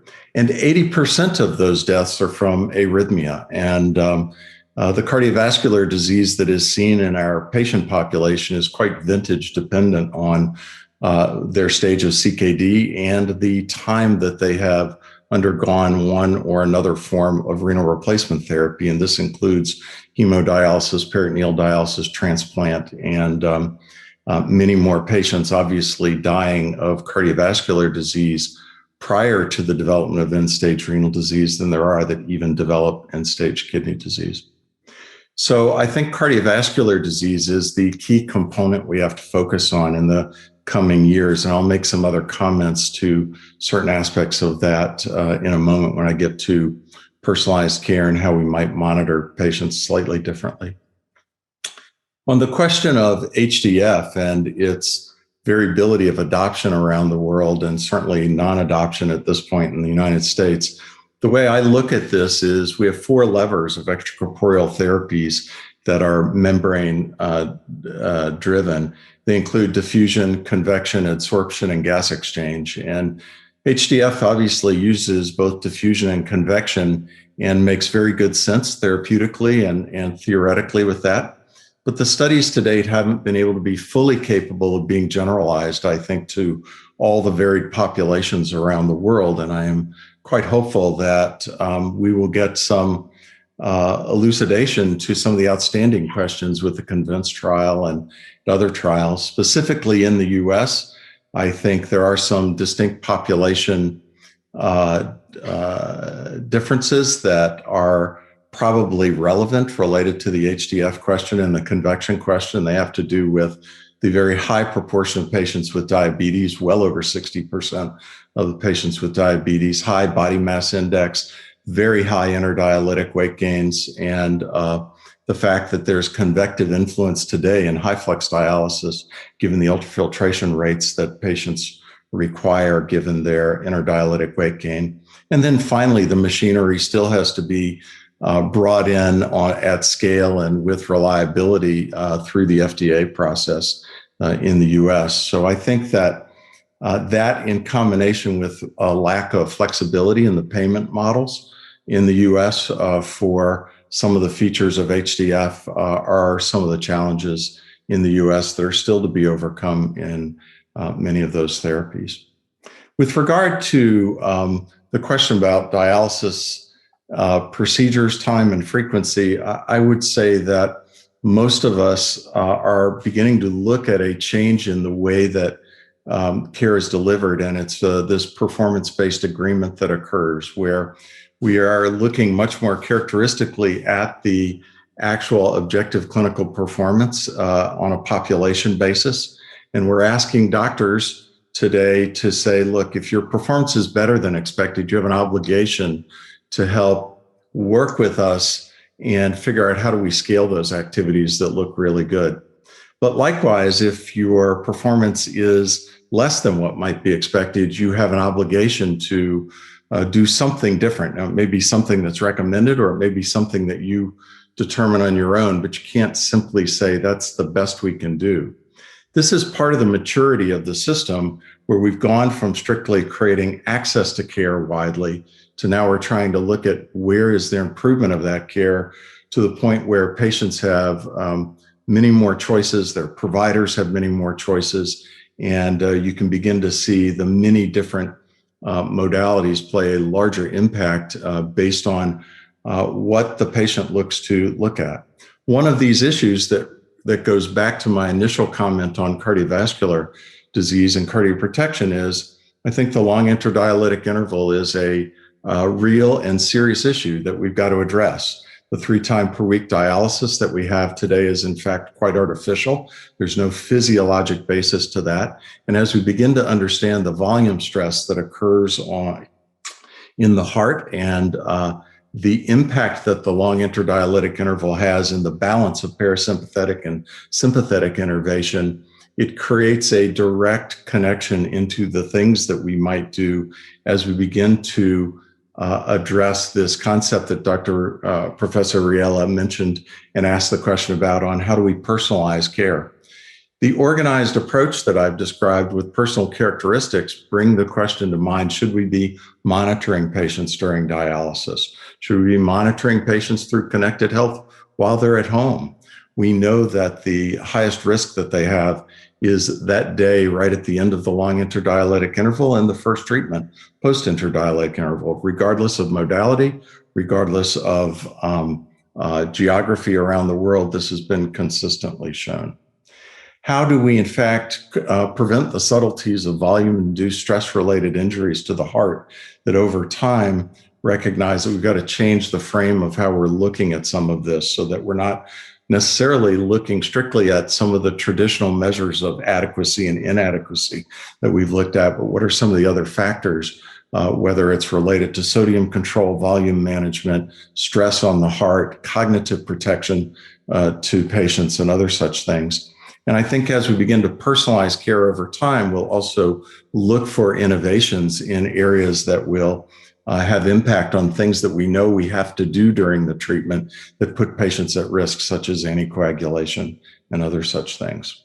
And finally, I'll end by simply saying that I think the individualization of care in both CKD and in end-stage kidney disease care is critical.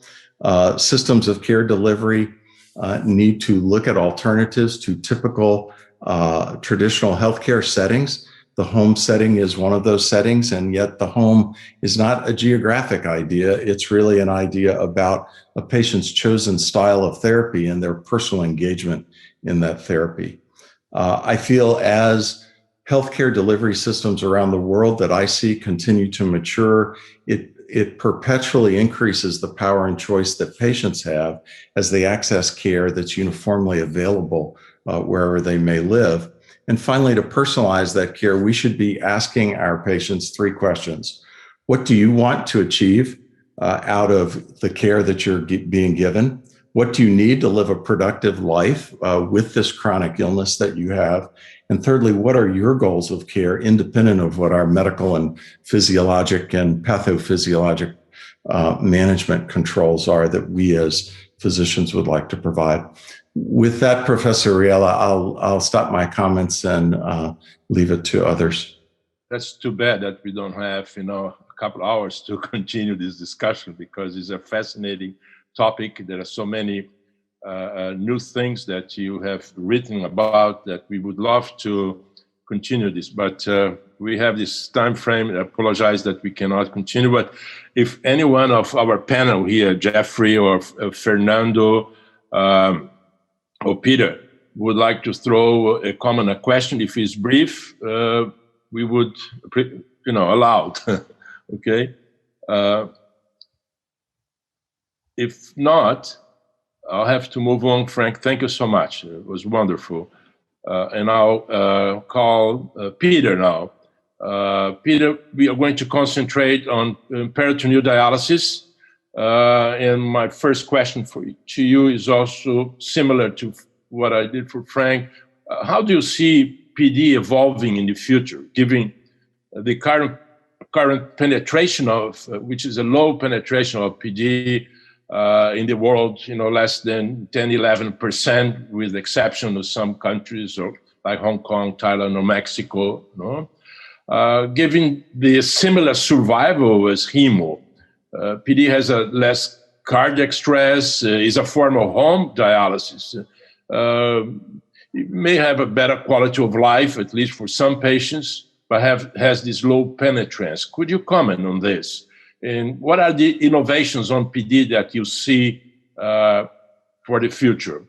And also strikes me that the Kidney Health Initiative, or ASN plus FDA, the Kidney X program, they're mostly concentrated on hemo, I appreciate your comment on that. So the stage is yours, Peter. Go ahead. Many thanks, Miguel. And first of all, a big congratulations to the authors of a fantastic book, and a lot of work has clearly gone into this, and great that you've put on such a fantastic symposium. As I get older, I find that I rather like that it's a hard copy as well, and I like electronic things.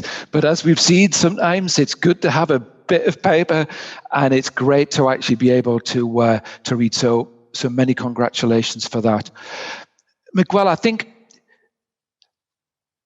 the main evolution that PD needs to take is to try and address some of the access to care issues that has been incredibly demonstrated from this global session today, when we've heard from a variety of colleagues, from a variety of countries, a variety of reimbursement systems, a variety of educational backgrounds, to see that this mix leads to a large number of patients globally not being allowed access to a choice of therapy, which in 2021 does not feel right. So I think one of the prime areas of evolution is to move this forward and to work through the country by country challenges by whoever needs to do that. And I think that is an alliance. That's an alliance such as around this table today, of physicians, of patient groups, of industry, but of policymakers, of the people who reimburse dialysis as well, because it can't be right that there are many countries in the emerging world countries where provision of PD is a challenge because of cost, price, and reimbursement.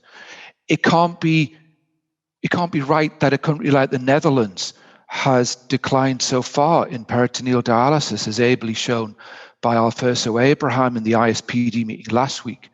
And it's strange that a new PD fluid can get orphan drug designation in the US. So there's something wrong about access to care. So I think the evolution there is, particularly in this area of post-COVID. And is post-COVID ever really post-COVID?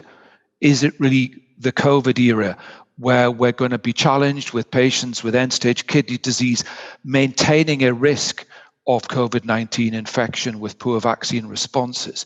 So our systems of care need to acknowledge that if you travel into a healthcare setting, your risk of COVID-19 is logically going to be higher. So I think that's a key area, is evolving quickly and understanding to actually resolve those. I think we've got to make PD simple. I mean, it is pretty simple in essence, but I think we need to continue to make it simple. For patients, yes, simple to get the supplies, simple to store the supplies, simple to do the technique, simple to feel supported enough to make the decision. Simple enough for physicians who possibly nowadays only have 2 or 3 PD patients to understand how to prescribe. We'll come back to that prescribing in the area of personalized medicine. I think we've got to make technology simpler, and we've got to connect things. And I think when I started in nephrology more years ago than I like to remember, one of the things that struck me was the way that the multidisciplinary team connected. I liked that, and the connection with the patients. And I think we've got to drive that more. And I think we've got to have that remote monitoring with a human face. And I think that's been shown by research. Patients want to see people like we do. None of us would much rather be somewhere nice than on this Zoom call. We've got to connect the patient with comorbidity on dialysis with the people who manage the comorbidity. How many of your patients have got diabetes, heart failure, COPD, asthma? We've got to connect those things and not just see our little niche of peritoneal dialysis, but place that within the context of the whole patient. So I think that connectivity is important as well, Miguel. I think access, and I don't mean access to the treatment, I mean peritoneal access, clearly is a challenge. And we've got to get behind the nephrology community, ISPD, EuroPD, the chapters, to get nephrologists doing things again in terms of placing catheters or helping surgeons understand that a PD catheter is not a drain, but is the other form of permanent access to a fistula. So I think that's an evolution that we've got to make that access simpler too. And as Frank said, I'm very much in agreement with all he said. And that personalized approach is very relevant for PD as well. And I think the ISPD guidelines from last year capture this rather well. And it's the beauty of PD, it's the challenge of PD, it's this thinking of the biochemistry, yes. Thinking of the clinical examination, yes. But listening to the patient, understanding their values, understanding what they want to do, and evolving over time. That's what always made PD interesting to me, that you evolved the prescription, you evolved the care. And I think that's another area, Miguel, where innovation is needed to help us change, personalize, and evolve therapy with our patient's journey, knowing that their journey on PD is part of a journey around hemo, around home hemo, around transplantation, and caring in those last times as well. So it's seeing that patient over time. A lot to do. Okay, thank you so much, Peter. I guess to keep us on time, I'll turn this stage over to Vivek, and I would ask him to address the second question, how these organizations, global organizations, could address the equitable access. And if we have time left at the end, we might, open the stage for questions. Vivek? Thanks, Miguel. Yes, as you said, I think the second question that we have been charged with to talk about is provision of equitable kidney care. Even though the original framing of the question was around the global organization supporting provision of equitable kidney care, what I would request the other two speakers here, Dr. Jeffrey Gillian from DeVita and Dr. Fernando Macario from Diaverum, both Chief Medical Officer, is to maybe expand the scope of this question and think about how we as a stakeholder communities together address this question of providing equitable kidney care to our patients with kidney disease. There was some conversation about personalized medicine, and to some people it conflicts with increasing access to care. How do you expand the base versus personalized medicine? There are new technologies which also might be seen as perhaps conflicting with increasing access and maybe raising the cost of care, which might increase inequity. Peter did talk about the place of peritoneal dialysis and other types of home therapies and innovations, and kind of reimagining the way we provide kidney replacement therapy. And the other topic I would just want to hear your thoughts about is integrating the kidney replacement therapy, which is really relevant to the tip of patients with all the patients with kidney disease around the world. How do we integrate it with a system of kidney care that becomes a kind of 360 degrees kidney care? So there is a lot to talk about, I understand, but your views, maybe starting with you, Jeffrey. Sure, absolutely. Thank you. And thank you, Professors Riella and Jha. I appreciate the opportunity to be on here. Dr. Moura-Neto, Dr. Divino, congratulations certainly on the publication of this book. And thank you for inviting me to participate. I'll just start by sharing with you DaVita's mission, and that is to be the partner, the provider, and the employer of choice. And this is our goal across the globe, regardless of where we are. And I was very pleased just a few minutes ago to hear Dr. Fadum discuss this partnership, especially as it comes to regard of natural disasters. If we're going to have access to all people, we have to keep access for dialysis as a life-saving therapy in bright, sunny blue skies, but also as we have unfortunately had to partner with him in hurricanes and in terrible weather as well. And in fact, we work, in this case, to improve access to dialysis. We work with all other dialysis providers to maintain access in the setting of hurricanes, in the setting of tsunamis, blizzards, earthquakes, fires, you name it.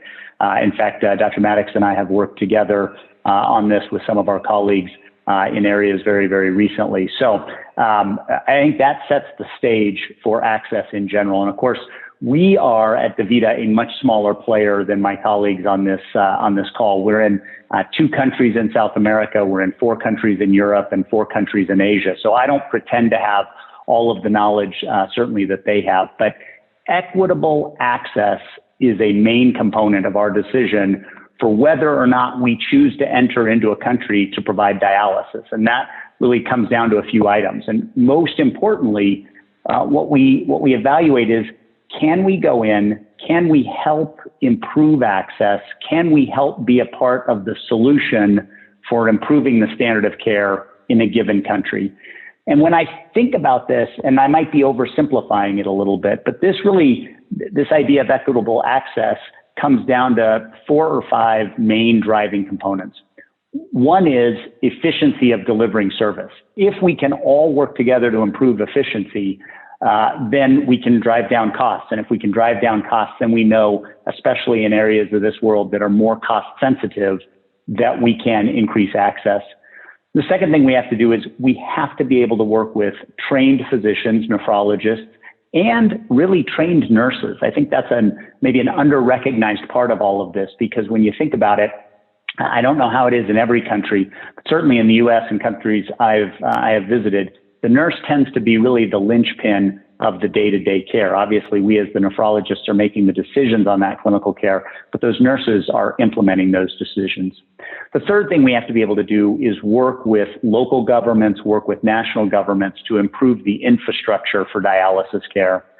We also have to be able to provide multiple options in order to meet the clinical needs, but also importantly, to meet the social needs of patients individually and as a population. And clearly, as access increases, we're able to actually focus more on the individual aspect as opposed to just the population aspect. And then the last big criteria, and the one I think gets us all most excited, is this one about innovation. Clearly, innovations can drive costs up and make it harder to provide access to dialysis to more people. But innovations can also do the exact opposite. They can help us deliver dialysis using less water, using less electricity, in some cases using less storage of home dialysis supplies. And so I think these things are what have to come together in order for us to continue to drive equitable access in all corners of the globe. Of course, every single country is different, and I have a partner in this, Dr. Partha Das.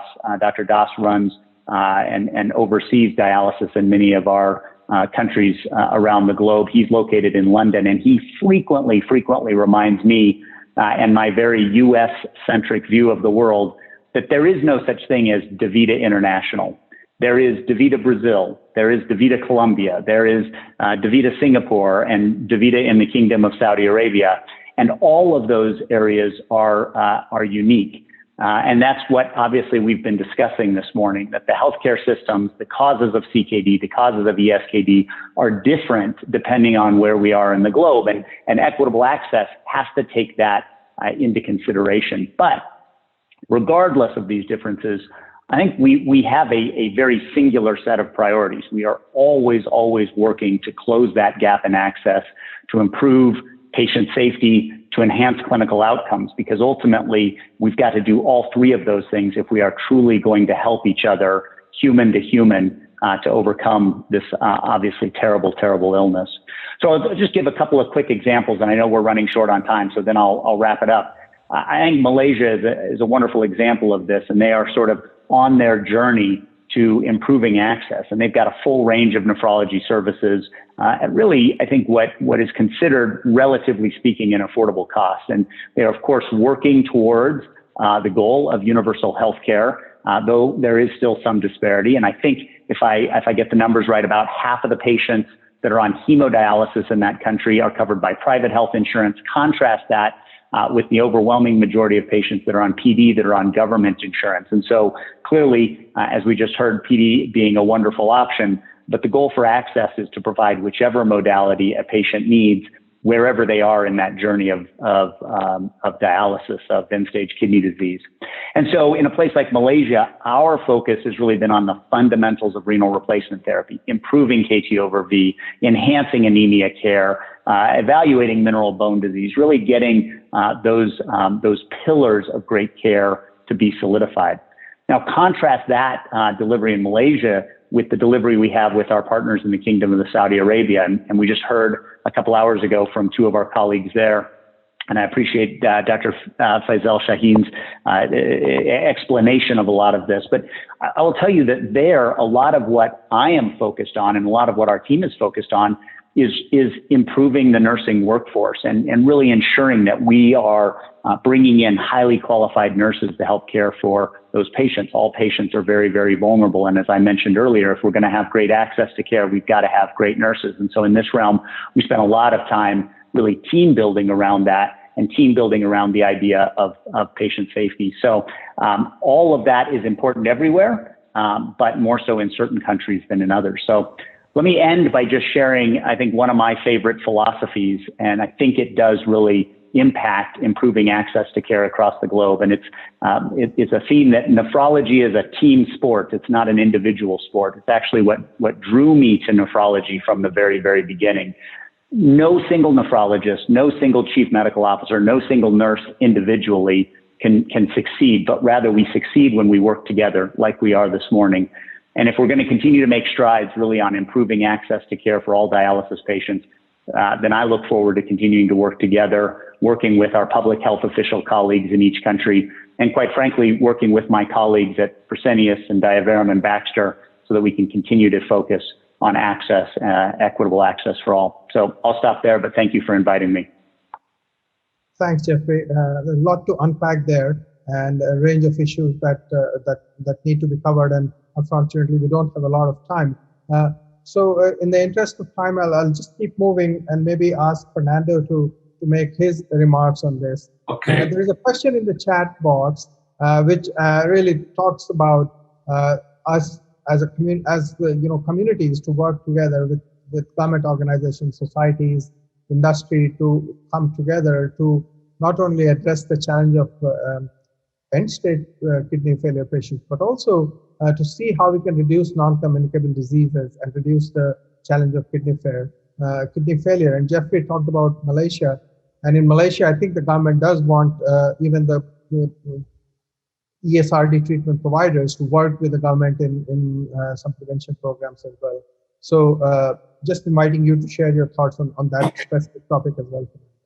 Thank you very much for the invitation. I want to convey my congratulations to the editors, José Moura-Neto, José Carolino, Divino-Filho, and Claudio Ronco, also to the coordinators of this table, to you and Miguel, Riella. And that's exactly one of the points I would like to address. But before that, let me just tell you, I have the advantage of being the last to talk, so many of the aspects have been already addressed. And it's good to see that there is a large agreement between the providers on where to go. I think that to have equitable access, we must have sustainable models of care. And this goes in line with exactly that question. Because in an ideal world, in the future, we would not need renal replacement therapy. That would be but we are still very far from that, not even close. And I think that one of the aspects that all the providers must agree on is on prevention strategy, on scientific strategies, and to try to diminish the need for this kind of therapies.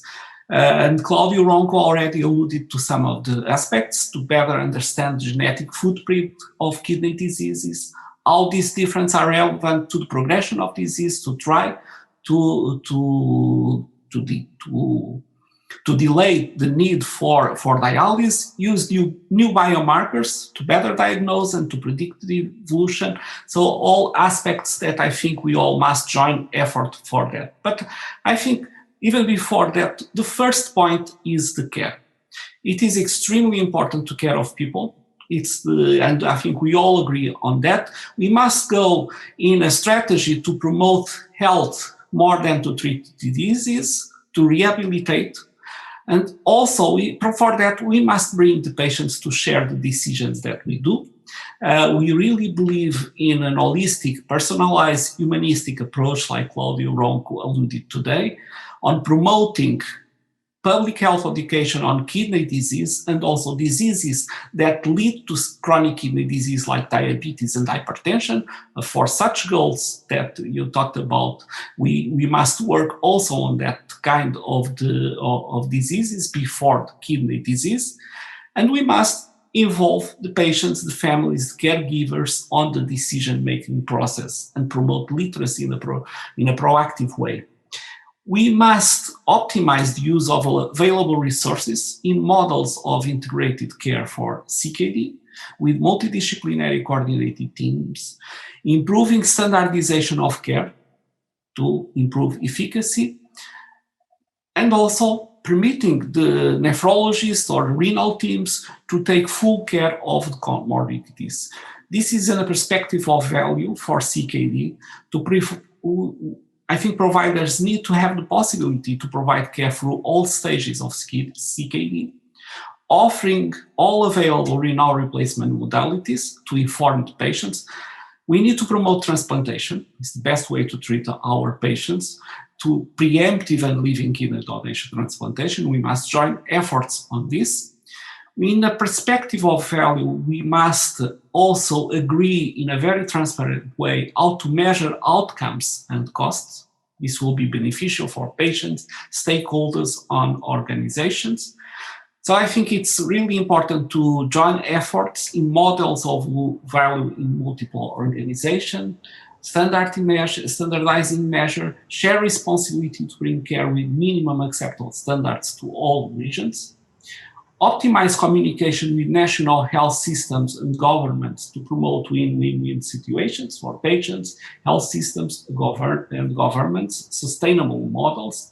We will need new financing and reimbursement models, probably. And on equitable access, I really appreciated José Divino-Filho introduction, because in most regions of the globe, we don't have renal replacement therapy available, or it is very limited, and sometimes with less than acceptable standards. And we have poor access to medications like for anemia, CKD, bone mineral disease. So it is our responsibility to cooperate with scientific and humanitarian organizations, raising awareness for this unequal access to basic renal care. We have, as I said, to promote prevention and kidney health. We need to drive new solutions to overcome these limitations. We must develop together, if possible, models of low-cost models for renal replacement therapies with acceptable standards that can decrease mortality and improve quality of life in remote areas. Where possible, promote local transplantation programs with support from more developed countries.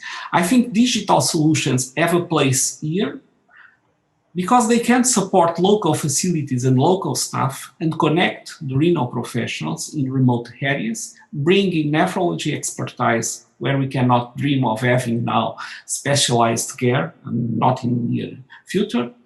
This digitalization is also an instrument to promote renal training to local professionals in those areas. I think this is extremely important. So I think together we can promote the access to renal care and renal replacement therapy, and before that also to prevention and to models that will bring sustainable programs for those countries. So very, very quickly and very briefly, this is my summary. Thank you. Thanks a lot. I know that we are running out of time, but I would give a chance to all the panelists to make any supplementary remarks or to just pick one point out of their wish list of things that we as a community should do to provide high quality, equitable kidney care to all patients around the world. Maybe starting with you, Frank. So I think the one thing I would like to see is that we break down the artificial barriers between CKD stages and end-stage kidney disease care and transplant. I think all of these are modalities for people traversing a journey of their life with a chronic illness. And I think we need to bring these things together and work aggressively to make all of the innovative ways to treat this disease available, whether it's prevention of disease, whether it's protection of the heart, or whether it's actual replacement of your original kidney function. Thank you. Peter? I think, Vivek, for me, it's that connection. It's the connection between us. It's learning from each other and really putting into practice good practice that we hear from somewhere and not thinking, oh, it's different for me because I'm in Switzerland, so it won't work. You know, it probably will. So I think connecting as professionals, and I like that comment about nurses as well as doctors, particularly in PD. The good PD nurse is far better than the PD doctor, dare I say, in my experience personally anyway. So that connection, and then connect the patient, echoing Frank's point. Our patients are people with one long-term condition, usually more. And that connection with those other disorders to improve their overall survival and connect them with their carers for those diseases, I think is going to be absolutely critical as well. Great, thanks, Peter. The point about the allied healthcare professionals in kidney care is very well made by many of us. Absolutely. Yeah, great. Jeffrey, your comments, please. Well, I think I would echo definitely what Frank and Peter said. I think if I had my wish list and I could ask for anything, it's more innovation, not just innovation on the technology side, although certainly that's exciting, but innovation on the care delivery side, innovation on the integration side, so that we're not just caring for these patients from a kidney standpoint, but truly caring for them holistically, whether it's their cardiovascular disease, their social determinants of health, across that entire continuum. And then innovation in training. You heard earlier that there are plenty of nephrologists in Canada, but maybe not quite as many nephrologists in the United States, and certainly not enough nephrologists in certain other areas of the country, including Western Africa. And so we've got to be thinking really upstream in terms of people that are in college, that have nursing backgrounds and others, and get them trained up so that we can provide care even in the most remote areas of the globe. Great, thank you. And Fernando. Yeah, I absolutely agree. I think we must focus on people is the first point.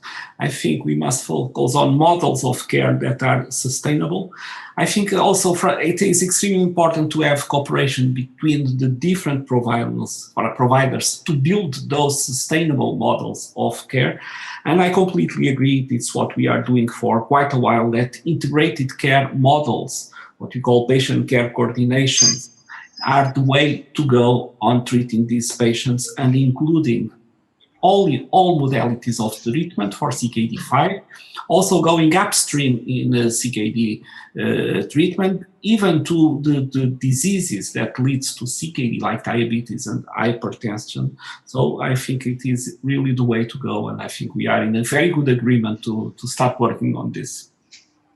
Great, thank you all. I'm sure everyone will agree that we have had a fantastic discussion, and a range of topics have been discussed. And if I can pick out a few keywords that came through in this discussion, it is about people, it is about cooperation, it is about integration, it is about health systems, and it is about innovation, not just technological innovation, but innovation across the range of care delivery and engagement of people. So with that, I would like to extend my thanks to all the 4 panelists who have made these excellent contributions. And I'll leave the last word to you, Miguel, if you're around before we close the session. Yes. Thank you, Vivek. As I said earlier, I just regret that we don't have more time to continue this discussion. But you pointed out the main messages, the take-home message from this panel, and I would add that lately we have been thinking about patient preferences that we in the past forgot. You know, people tell us nowadays, you know, they want not to live longer if the quality of life is not what they expect. You know, they would rather live, you know, less, but with better quality of life, and sharing this experience as we had an opportunity to hear today is fantastic, you know, because although the healthcare systems are different, the resources are different, there are ideas that could be applied in countries that have been successful, applied to countries that have less resources. So I would like to, again, thank the 4 participants, and I think it was a fantastic panel, and as I said, we should have more often this sharing of experiences. Thank you all. So I turn now to Dr. Suassuna for the last panel and conclude this long day of discussion here. We're very profitable. Thank you very much, Miguel. We are now coming to the last session of this journey, and I apologize for the foreign nationals that this is a session that will be presented in Portuguese. It will deal with the problem that has been over and over alluded to along this morning or afternoon, and is the need to increase the workforce in nephrology and how to attract the younger medical graduates to our specialty.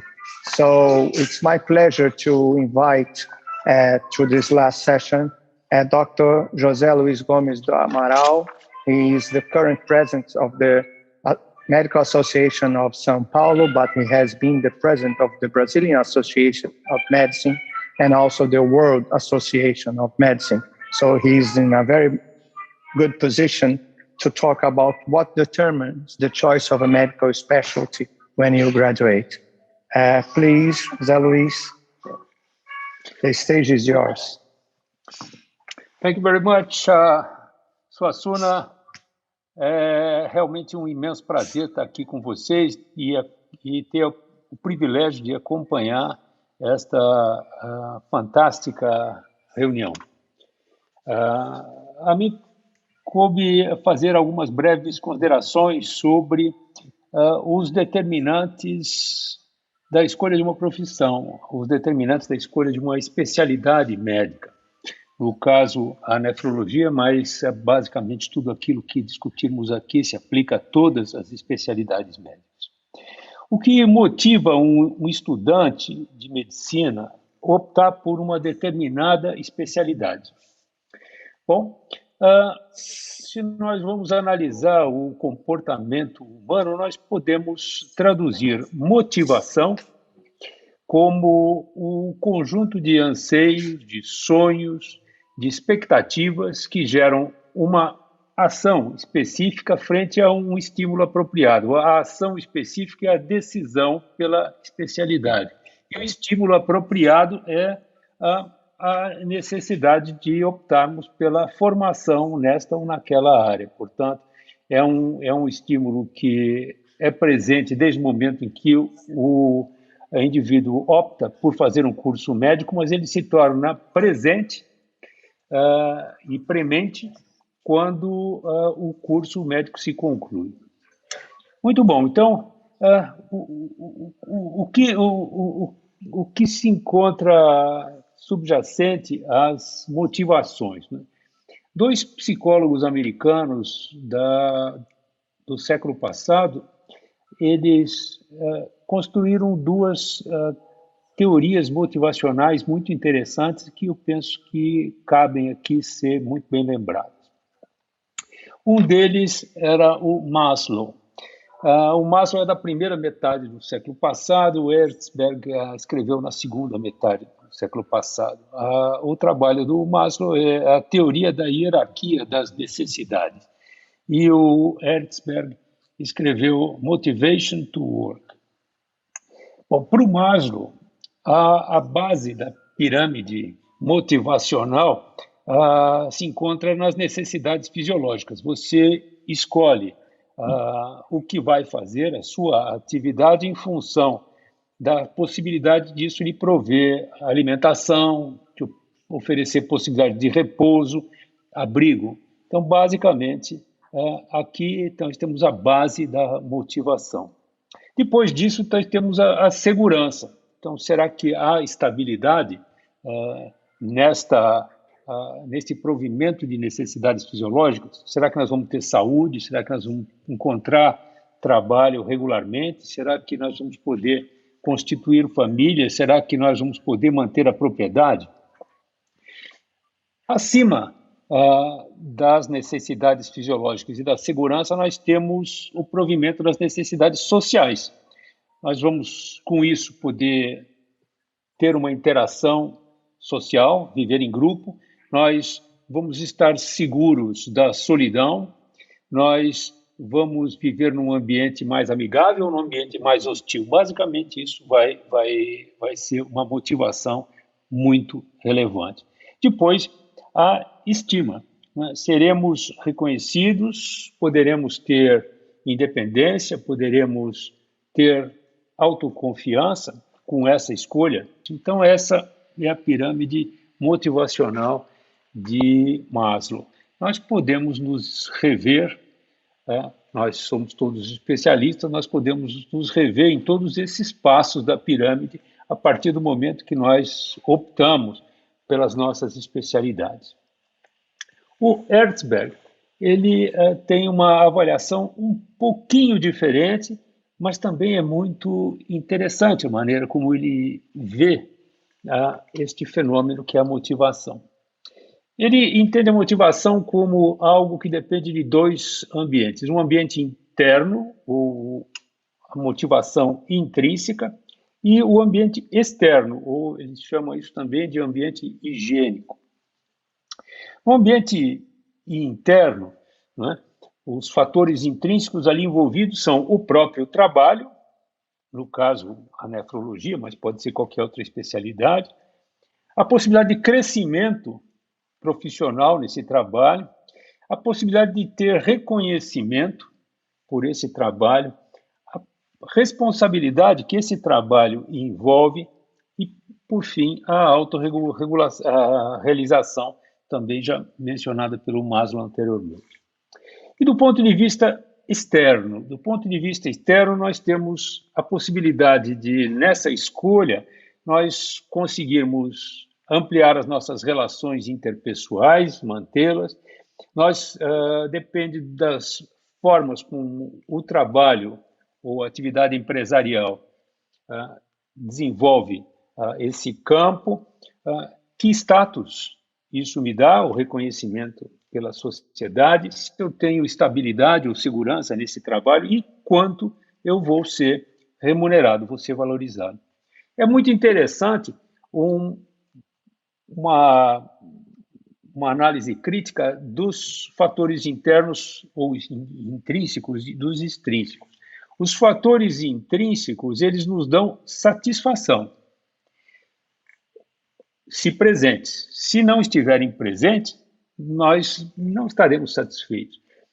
Os fatores extrínsecos, se eles estiverem ausentes, eles não necessariamente nos dão insatisfação.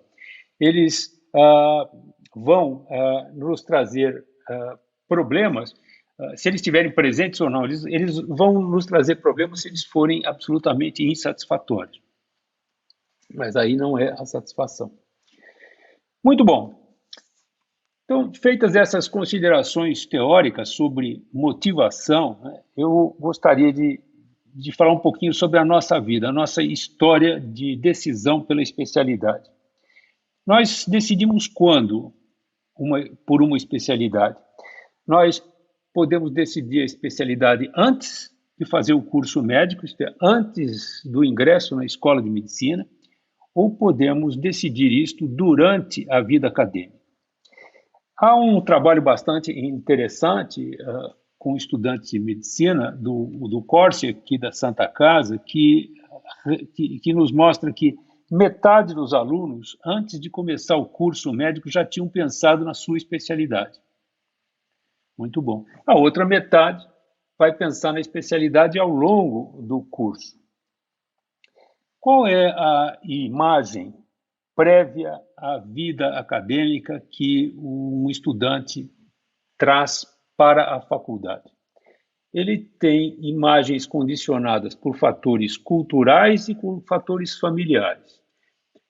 Então, eu não sei exatamente como isso se processa nos vários países que aqui estiveram representados nessa reunião, mas há um trabalho interessante de Fiore e Yazid mostrando que 82% dos estudantes de medicina, 82 é um número impressionante, eram descendentes de imigrantes.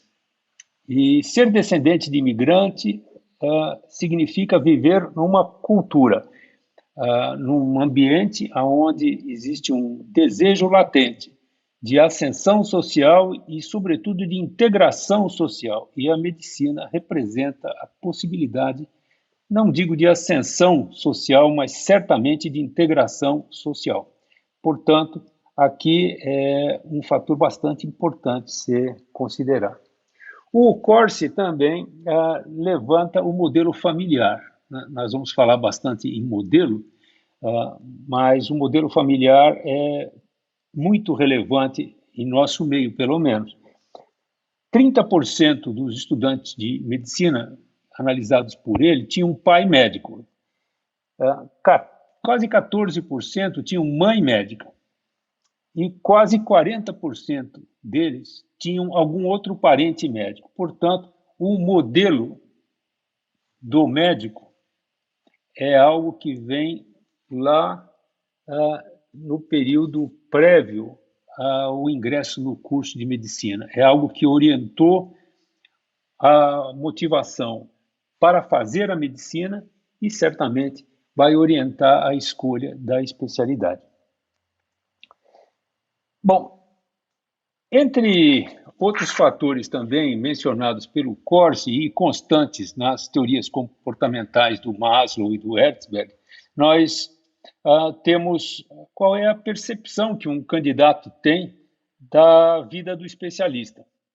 E aí ele começa a construir essa percepção ao longo da vida acadêmica, ao longo do curso médico. Ele, observando a vida dos outros especialistas, já na área há mais tempo, ele vai buscar construir uma imagem de como é o estilo de vida deles, se eles são capazes, se eles têm autonomia na gestão do seu tempo. O seu tempo é o principal, é o principal valor que nós temos na vida. Portanto, a gestão do tempo é extremamente importante. Se há uma remuneração favorável ou não, se há reconhecimento por aqueles especialistas, seja o reconhecimento social, seja o prestígio, diretamente dizendo. Ao longo da experiência acadêmica também, à medida que o estudante de medicina vai tendo contato com a especialidade, ele começa a fazer uma avaliação das suas principais características. Essa é uma especialidade que envolve muita atividade intelectual, como no caso da nefrologia, certamente ou é uma atividade que está mais voltada para intervenções práticas objetivas. É uma especialidade que está mais voltada para atividades manuais, atividades com resultados concretos. É uma atividade que me traz segurança ou é uma atividade que me oferece a possibilidade de desafios? Ela me dá algum grau de dependência, mais segurança, ou ela me dá autonomia e independência? As especialidades têm características diferentes em momentos diferentes da história. Então, é importante nós levarmos em conta de que o que nós podemos perceber hoje de uma especialidade pode não ser válido amanhã, assim como não era na época em que nós as escolhemos. Essa é uma atividade que mais é voltada para assistência ou é mais voltada ou oferece possibilidades de atividades administrativas ou didático-pedagógicas. Então, isso é basicamente o que nós construímos ao longo do curso de medicina pelo contato com a especialidade e pela vivência a uma certa distância dos especialistas. Mas no momento de decidir mesmo qual especialidade nós vamos fazer, nós vamos conversar com os especialistas da área. E nós queremos confirmar essas impressões que nós temos. as oportunidades de trabalho, de emprego, são presentes, o ambiente de trabalho é favorável, o mercado atual como é? Quais são as tendências? Quais são as limitações? Existe a possibilidade de mobilidade? Neste mundo global, a mobilidade é uma qualidade importantíssima a ser analisada. Algo que vale muito a pena lembrar, e eu vou voltar a isso a seguir, é a personalidade do estudante. A personalidade, ela vai nos condicionar melhor para uma carreira ou para uma especialidade chamada proteana ou multidirecional ou uma especialidade, uma atividade tradicional ou linear. O que quer dizer isso?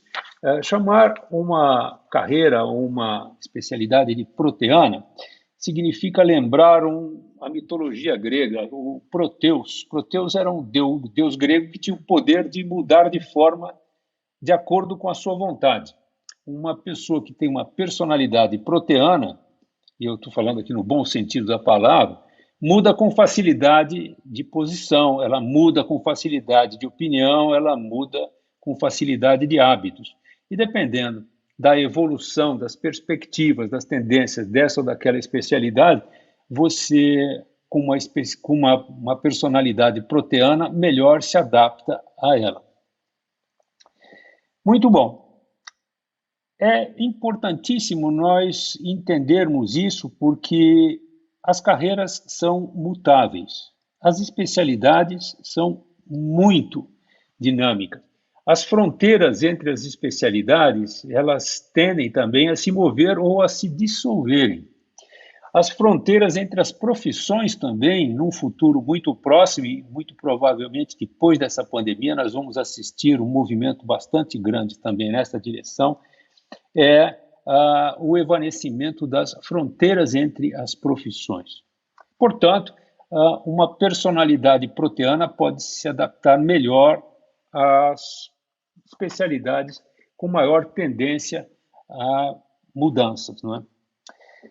O nosso colega aqui presente e organizador dessa reunião, Moura-Neto, escreveu e publicou este ano um artigo impecável, absolutamente impecável, sobre how to be or not to be a nephrologist.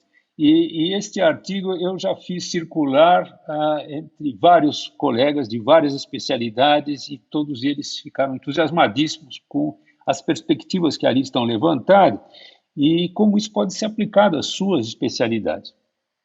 Além de tudo aquilo que nós já mencionamos, o Moura-Neto nos fala um pouco sobre a importância do modelo, do especialista modelo, daquele que eu decidi seguir quando aquela especialidade foi escolhida. E fala também da importância de se ter experiência prévia ao longo do curso para que se possa conhecer aquela especialidade e as suas potencialidades, de quanto as especialidades podem ser mais fascinantes, mais sedutoras, na medida que elas permitam a convivência num ambiente multidisciplinar, que lhe ofereçam possibilidades amplas de espectro de prática. Você pode ser, em algumas delas, no caso a nefrologia é uma delas, você pode ser super especialista, mas você pode também ser generalista. Ela, hoje, oferece grandes oportunidades de prática, de atividades práticas, de procedimentos, né? E o que fascina também o estudante e o acaba encaminhando para esta ou aquela área são os grandes avanços, né? Nós estamos hoje vivendo um grande momento para as neurociências, e aí um grande número de estudantes acaba se voltando também para esta área. A qualidade dos cursos é importante também, a qualidade dos recursos didáticos e pedagógicos, sobretudo quando nós estamos agora trabalhando com os millennials, que são os estudantes nascidos agora neste milênio, que estão muito adaptados às novas tecnologias digitais, esperam por isso. E, portanto, isto faz parte das necessidades, vamos dizer, dos requisitos básicos, dos atrativos para esta ou aquela especialidade durante a condução de um curso de medicina. Mas quando eu li o artigo do Moura-Neto, tem um parágrafo do artigo que diz assim: por que eu escolhi a nefrologia? Eu li e reli várias vezes esta coluna, não é um parágrafo, é uma coluna, porque eu me encaixei perfeitamente em todas as linhas desta coluna. Eu vou contar um pouquinho da minha história e já vou concluir. Eu estudei na Escola Paulista de Medicina num momento absolutamente fantástico, no início da década de 70, onde a escola respirava um professor de nefrologia notável, chamado Oswaldo Luiz Ramos. O Oswaldo Luiz Ramos era uma personalidade muito forte, muito querida, muitíssimo respeitada, e eu tive o privilégio de conviver com ele na Escola Paulista de Medicina durante o meu curso médico. Mais do que isso, eu tive o privilégio, porque era colega de turma de um dos filhos dele, que também de conviver com ele na casa dele e no ambiente familiar. E nós nos tornamos, além de um aluno e um professor, nós nos tornamos muito amigos. Portanto, eu tive a proximidade com este modelo. Quem poderia querer, naquela época, um modelo melhor para uma especialidade? Pois eu convivi com o Oswaldo durante muito tempo. Ele se tornou meu conselheiro também para assuntos pessoais, não só para assuntos médicos. E eu, no 5º ano da faculdade, tive a oportunidade de ser monitor de nefrologia. E, portanto, vim conhecer a nefrologia por dentro. Eu trabalhava muito com 2 nefrologistas fantásticos, que me ensinaram muito de vida e de medicina, que foram o José Francisco Figueiredo, o Chiquinho Figueiredo e o Manuel Saragossa, foram grandes amigos, e me ensinaram muito, e eu me apaixonei pela nefrologia com eles. E assim foi. Quando chegou no último ano, no 6º ano, eu tinha que decidir, eu não tinha decidido ainda, eu estava muito em dúvida, eu não sabia exatamente o que eu queria, eu estava gostando de tantas coisas diferentes, a nefrologia era uma delas. Talvez fosse aquela com que eu tivesse mais proximidade e modelos, né? Aí eu fui procurar falei, o que eu posso fazer para procrastinar essa decisão, e daí eu encontrei a anestesiologia. A anestesiologia me permitia fazer tudo que todas as especialidades fazem e portanto, não me afastava de nenhuma delas. Falei, eu acho que eu vou fazer isso e depois eu deixo para decidir no ano seguinte. E o meu primeiro ano de anestesiologia foi dentro de um programa onde o programa do primeiro ano era inteirinho desenvolvido na nefrologia, na cardiologia e na pneumologia. E eu terminei o primeiro ano com o mesmo problema que eu tinha no primeiro ano de residência, o mesmo problema que eu havia tido no 6º ano da faculdade. Eu estava apaixonado pelas 3 áreas e não sabia para qual eu deveria ir. Aí eu fui conversar com o Oswaldo, e aqui vem acho que a conclusão do que eu gostaria de dizer. Eu fui lá, falei, professor Oswaldo, eu queria conversar muito consigo, porque eu estou numa dúvida imensa. Eu não sei exatamente o que eu vou fazer. Olha, eu gosto tanto da cardiologia, da pneumologia, da nefrologia.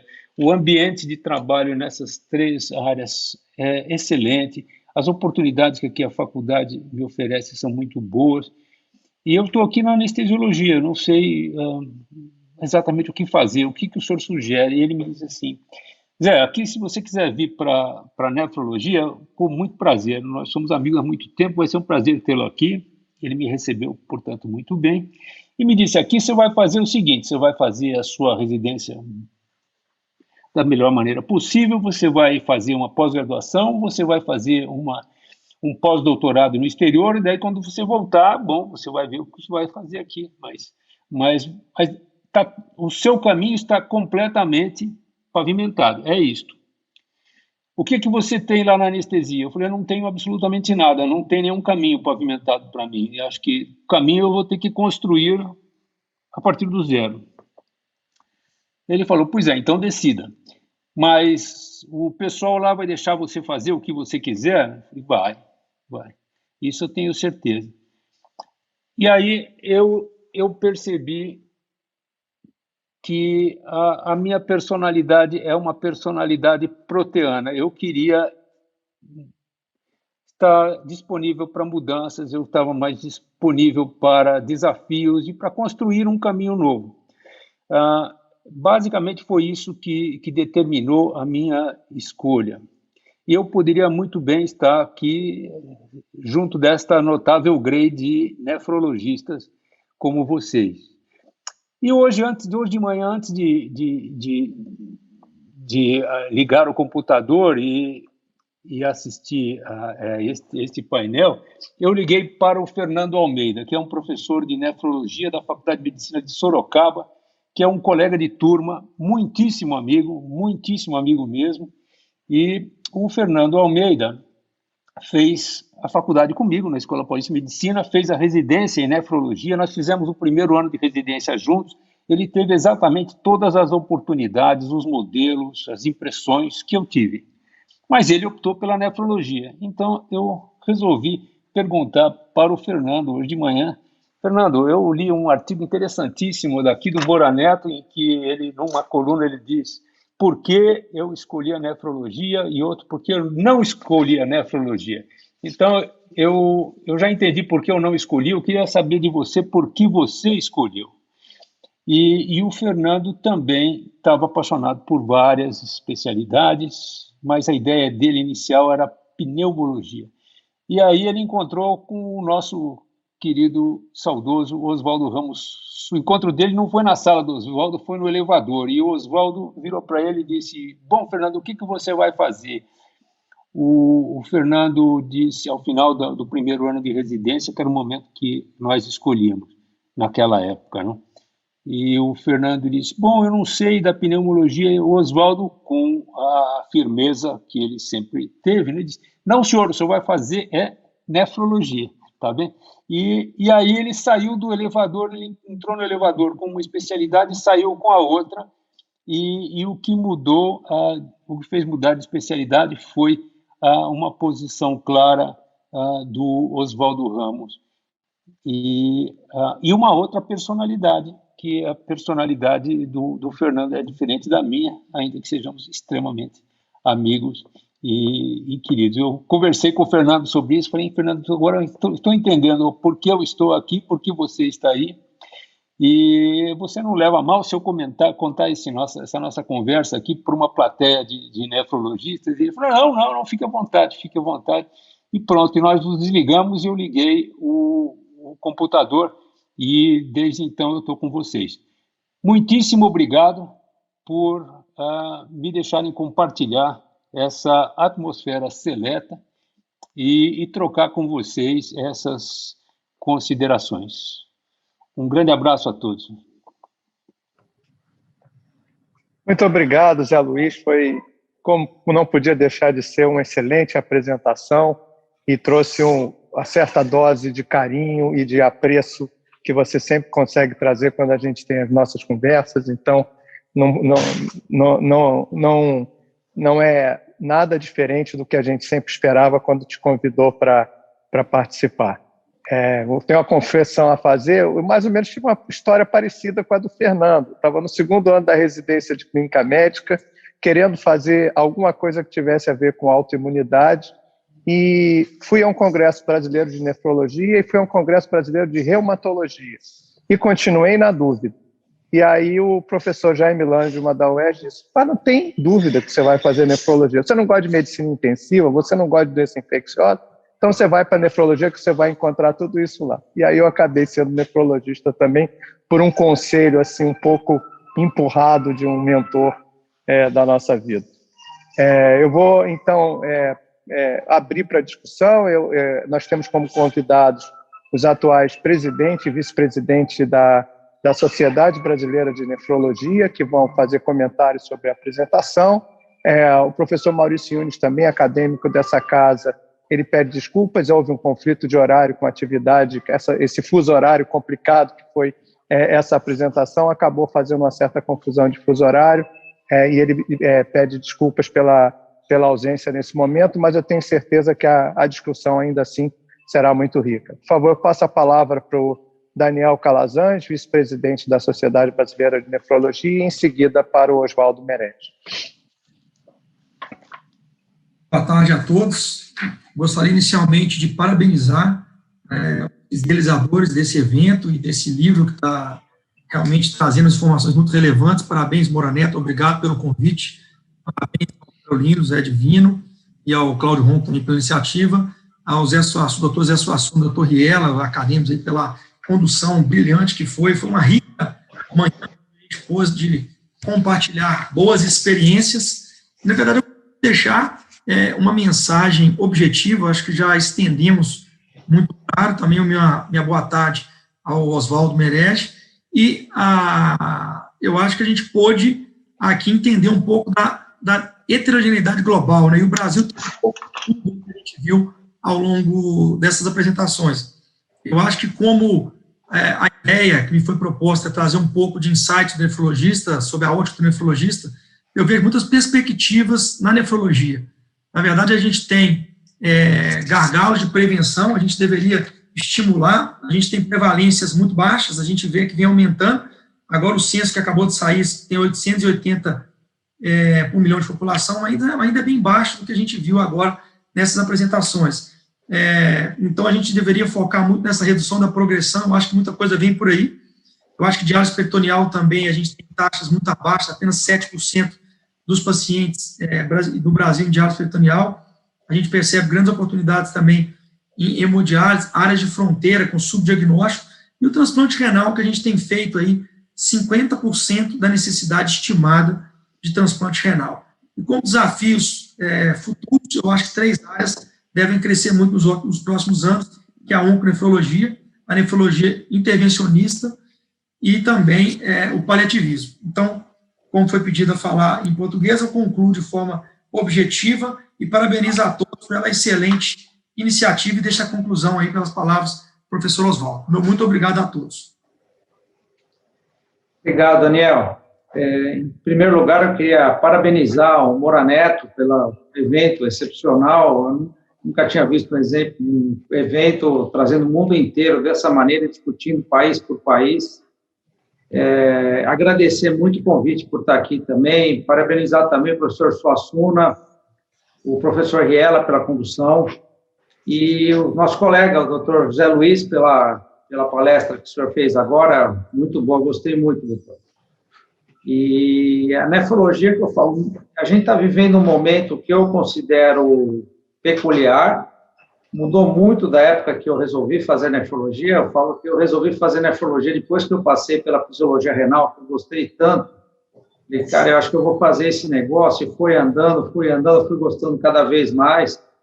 Mas o mercado era muito diferente, formava muito menos gente do que forma hoje. A gente ficava numa sala de hemodiálise com 4 máquinas ou 5, não dava para ficar mais do que isso, mesmo porque era máquina de tanque, os pacientes passavam mal, era uma coisa mais artesanal, eu diria.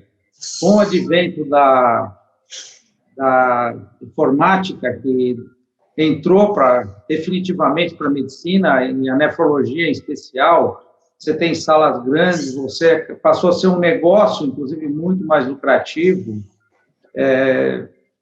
Eu já vi, infelizmente, muita gente que gostaria de fazer nefrologia, isso eu falo que eu já vi falarem para mim, residente. Doutor, gosto muito da nefrologia, o senhor me fez gostar muito, mas eu acho que eu não vou fazer porque eu tenho medo depois de não ter onde trabalhar. Ou trabalhar mal, não vou me dar bem no que eu quero.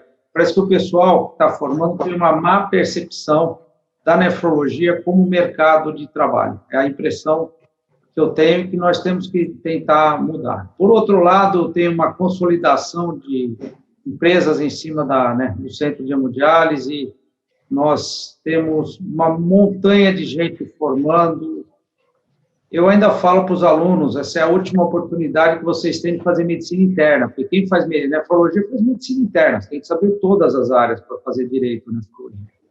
É uma coisa que atrai muito. Por outro lado, eu tenho me deparado com esse problema externado muitas vezes para mim por residentes. Eles estão acabando o R2, gostam de nefrologia, mas têm esse medo. Eu acho que é uma missão nossa trazê-los de volta, tentar mudar a nefrologia, que também na parte de saúde pública, é subfinanciada. Nós temos que mudar esse cenário. Eu acho que especialidade mais bonita e mais geral, acho difícil da gente ver. Queria agradecer muito. Se o Daniel quiser comentar alguma coisa, fica à vontade, Daniel. Eu acho que está bem abordado, acho que foi muito rica amanhã, eu acho que a gente, todo mundo já está aí já com o estender das horas, eu agradeço, acho que minhas palavras, eu faço as mesmas que a sua, eu acho que a gente passa por esse momento realmente de mudança de cenário, eu acho que tem o que está aí e tem muitas oportunidades, eu acho que cabe ao jovem também entender as oportunidades, entender as possibilidades, ainda existem várias áreas no Brasil sem locais com terapia, você pode ver aí, só no meu estado, o plano diretor de realização mostra 23 vazios assistenciais, portanto, áreas aí que demandariam novas terapias. Como já foi falado, existem outras modalidades de TRS que precisam também serem fomentadas, e o que a gente está assistindo agora, né? A transformação digital, toda essa mudança tecnológica, proliferação em wearable, dispositivo móvel, eu acho que vem muita coisa por aí. Muito boa tarde a todos, é uma satisfação. Muito obrigado mais uma vez aí aos meus amigos aí, Moura, Suassuna, doutor Riella, todo mundo que está presente aí, Carolino, todos, estar com vocês e todo mundo que está aí até agora. Um grande abraço a todos, muito obrigado. Completando você, Daniel, a nefrologia aqui no Brasil, pelo menos, está com viés interessante. Eu acho que, às vezes, as melhores oportunidades estão em cidades menores que normalmente não são interesse da maior parte do pessoal que vai fazer residência. As cidades grandes, que a maioria do pessoal quer ficar, estão as piores oportunidades. Isso é uma coisa sui generis da nefrologia, não sei nas outras, algumas outras devem ter essa característica também, mas eu percebo bem isso. Então, agradecer também a todo mundo pela oportunidade. E, professor Suassuna, quer falar alguma coisa? Por favor. Bom, obrigado pelos comentários. Nós estamos chegando ao encerramento aí dessa manhã. Como dizia o saudoso José Roberto Coelho da Rocha, ex-presidente da Sociedade Brasileira de Nefrologia, a nefrologia é a filha dileta da medicina interna. Então, essa normalmente costuma ser o grande atrativo para os estudantes de graduação, essa multiplicidade ou o quadro proteano de oportunidades que a nefrologia apresenta, mas, ao mesmo tempo, a gente tem pressões de mercado que são percebidas como cada vez mais invasivas em termos da autonomia do nefrologista. E compete à nossa geração e às gerações que estão vindo logo atrás da gente achar exatamente o nicho para preservar esse encanto e, ao mesmo tempo, continuar atraindo as novas gerações. E acho que tem muitas oportunidades se a gente começar a olhar não só para a parte de terapia substitutiva renal, mas em relação a todas as outras oportunidades que estão surgindo também com os avanços da medicina. E com isso eu retorno aos nossos coordenadores, o Zé Moura, o Zé Carolino, para encerramento do evento. Eu gostaria também, antes de vocês encerrarem o evento, dizer algumas palavras em nome da Academia Nacional de Medicina. Parabéns, parabéns, parabéns ao Moura-Neto, José Suassuna, que sem dúvida foram os principais organizadores, mas também ao grande Miguel Riella. E, apesar de não ser nefrologista, o Zé Luiz Gomes Amaral também nos deu uma belíssima palestra e realmente traz, para nós todos, né, Zé Luiz, que sofremos a influência do Oswaldo Ramos e tantos outros nefrologistas da Escola Paulista de Medicina, a beleza dessa especialidade. Todos nós fomos, de uma maneira ou de outra, tocados pela nefrologia no ensino da graduação médica na Escola Paulista de Medicina. Acho que isso explica pessoas como Sérgio Stella e, posteriormente, o Nestor Schor e o Zé Medina, que foram e são acadêmicos aqui conosco. Suassuna, muito obrigado em nome da Academia Nacional de Medicina por você manter essa tradição de maneira tão fantástica. O acadêmico Omar Rosa Santos ficou extremamente triste de não poder estar aqui hoje, mas ele me falou muito bem que se sentia extremamente bem representado pela nova liderança Suassuna, que é pontificada em você. E no futuro, pelo Moura-Neto. Muitíssimo obrigado em nome da Academia Nacional de Medicina e mais uma vez, parabéns por vocês terem representado tão bem assim a academia e a nefrologia na Academia Nacional de Medicina. Obrigado. Muito obrigado, professor. Muito obrigado, professor Suassuna, professor Miguel Riella, todos os palestrantes, professor Oswaldo, doutor Daniel. Foi muito bom. Hoje a Academia Nacional de Medicina ela tem dado um apoio muito grande às jovens lideranças, e principalmente na gestão anterior e na gestão agora do professor Rubens Belfort. E para mim é muito interessante. Professor José Luiz, excelente palestra do senhor. Agradeço também as palavras aí em relação ao artigo. E acho que nós precisamos repetir mais vezes esses eventos. Muito obrigado, gente.